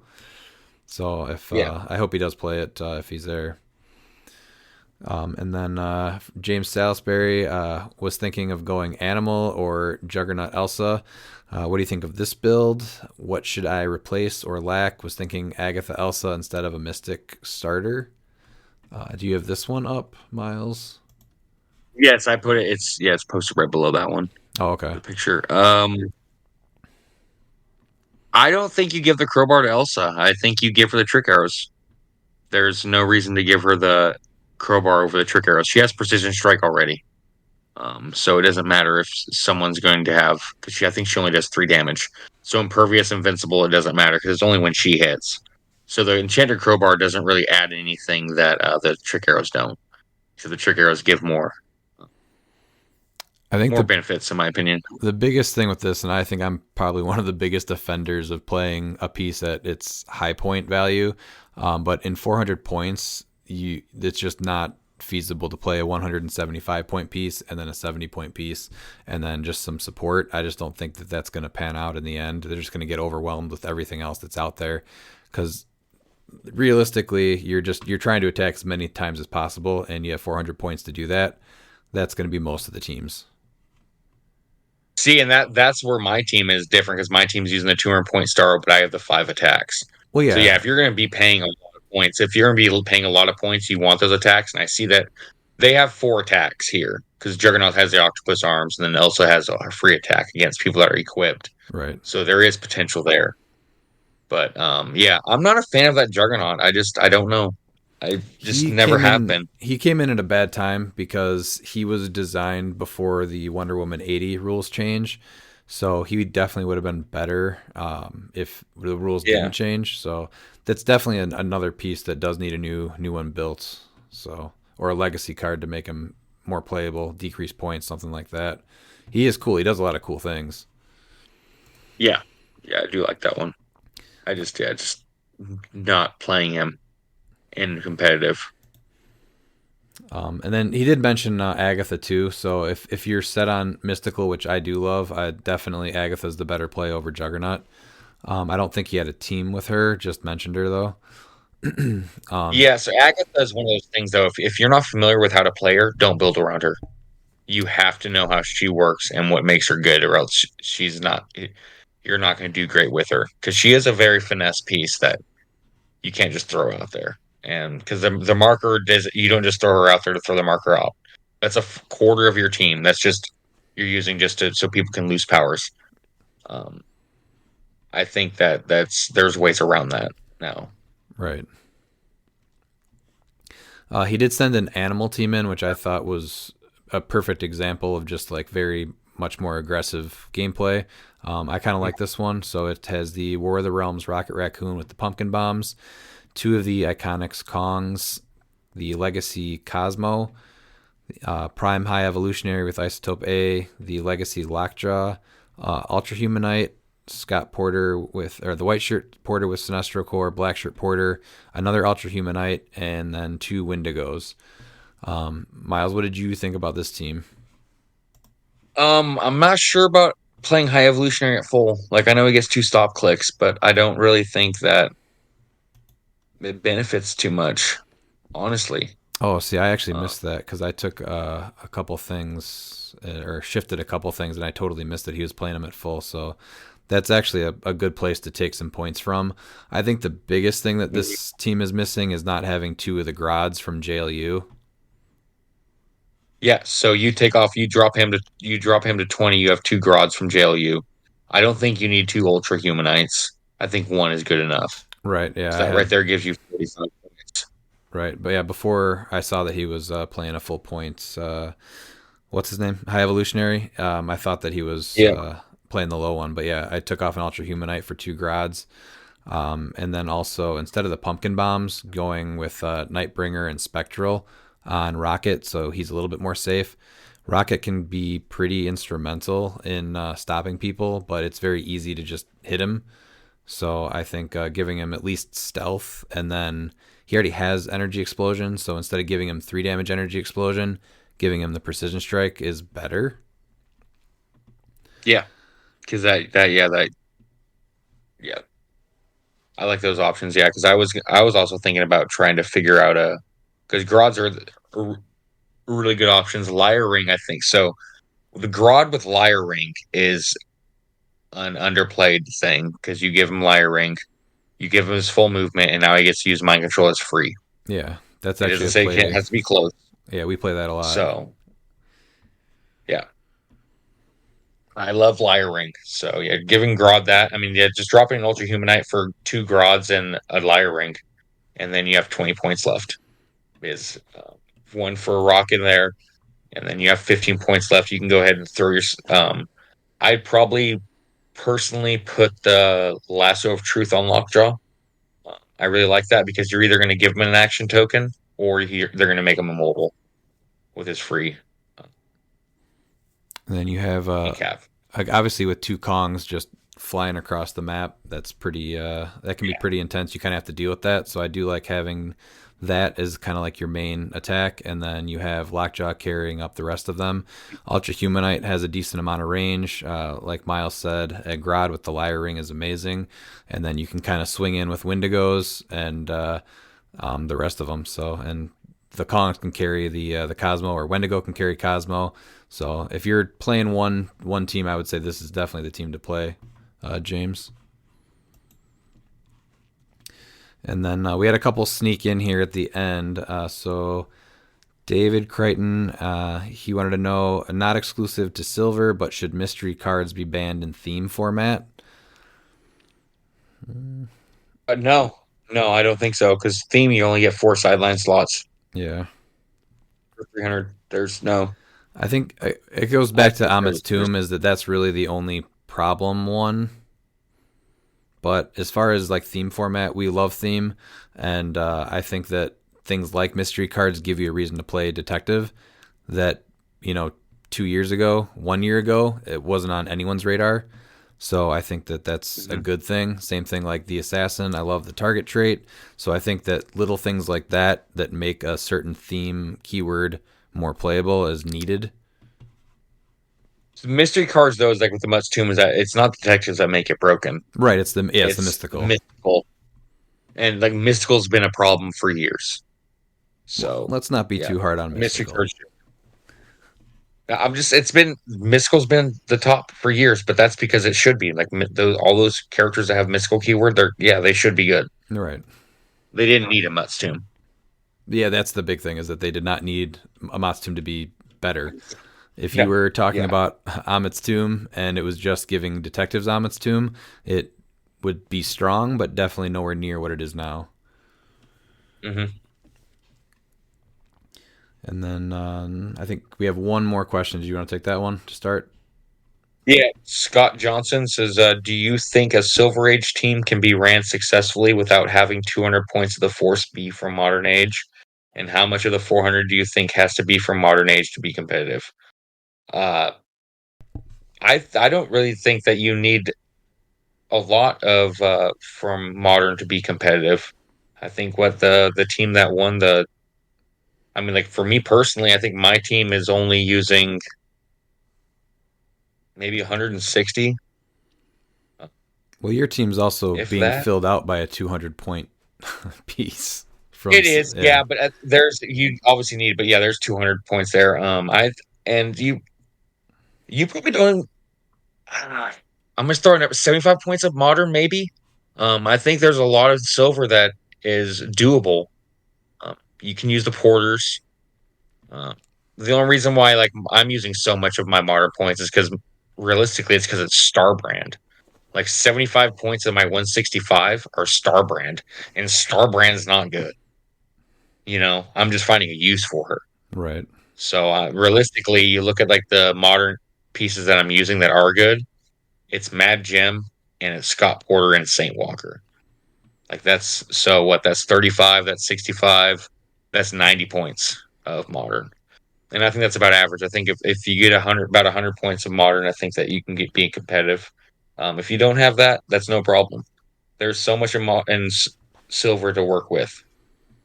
I think you People just need to take, I think, tunnel vision right now. Yeah, it's easier to build with the Modern stuff, and in general, it's going to be a little stronger. If you have the time to actually start thinking and theory crafting and going through a lot of that stuff, there's definitely still some stuff in there that can do a decent amount of things or catch people off guard even.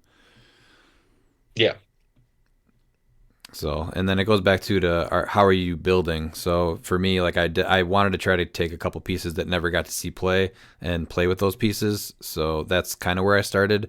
And we were talking about Mystical. Like I like Mystical, so I'm sticking with that probably this whole year. You might as well. You've already went this long. Stick with it. All right. Did you have anything else you wanted to add today, Miles? No. I'll see everyone next week. Yeah, we're getting ROC Cup, man. Closer here. So Miles and I will both be down there in Wednesday. So looking forward to see everybody, and definitely keep an eye out for our information on the event in July. Again, that's going to be Saturday, July 20th and Sunday, July 21st. And just keep an eye out for any info that we'll be posting. Thanks, guys, and we'll check you next time. And if you're not down with that, we got 2 words for ya! Click it!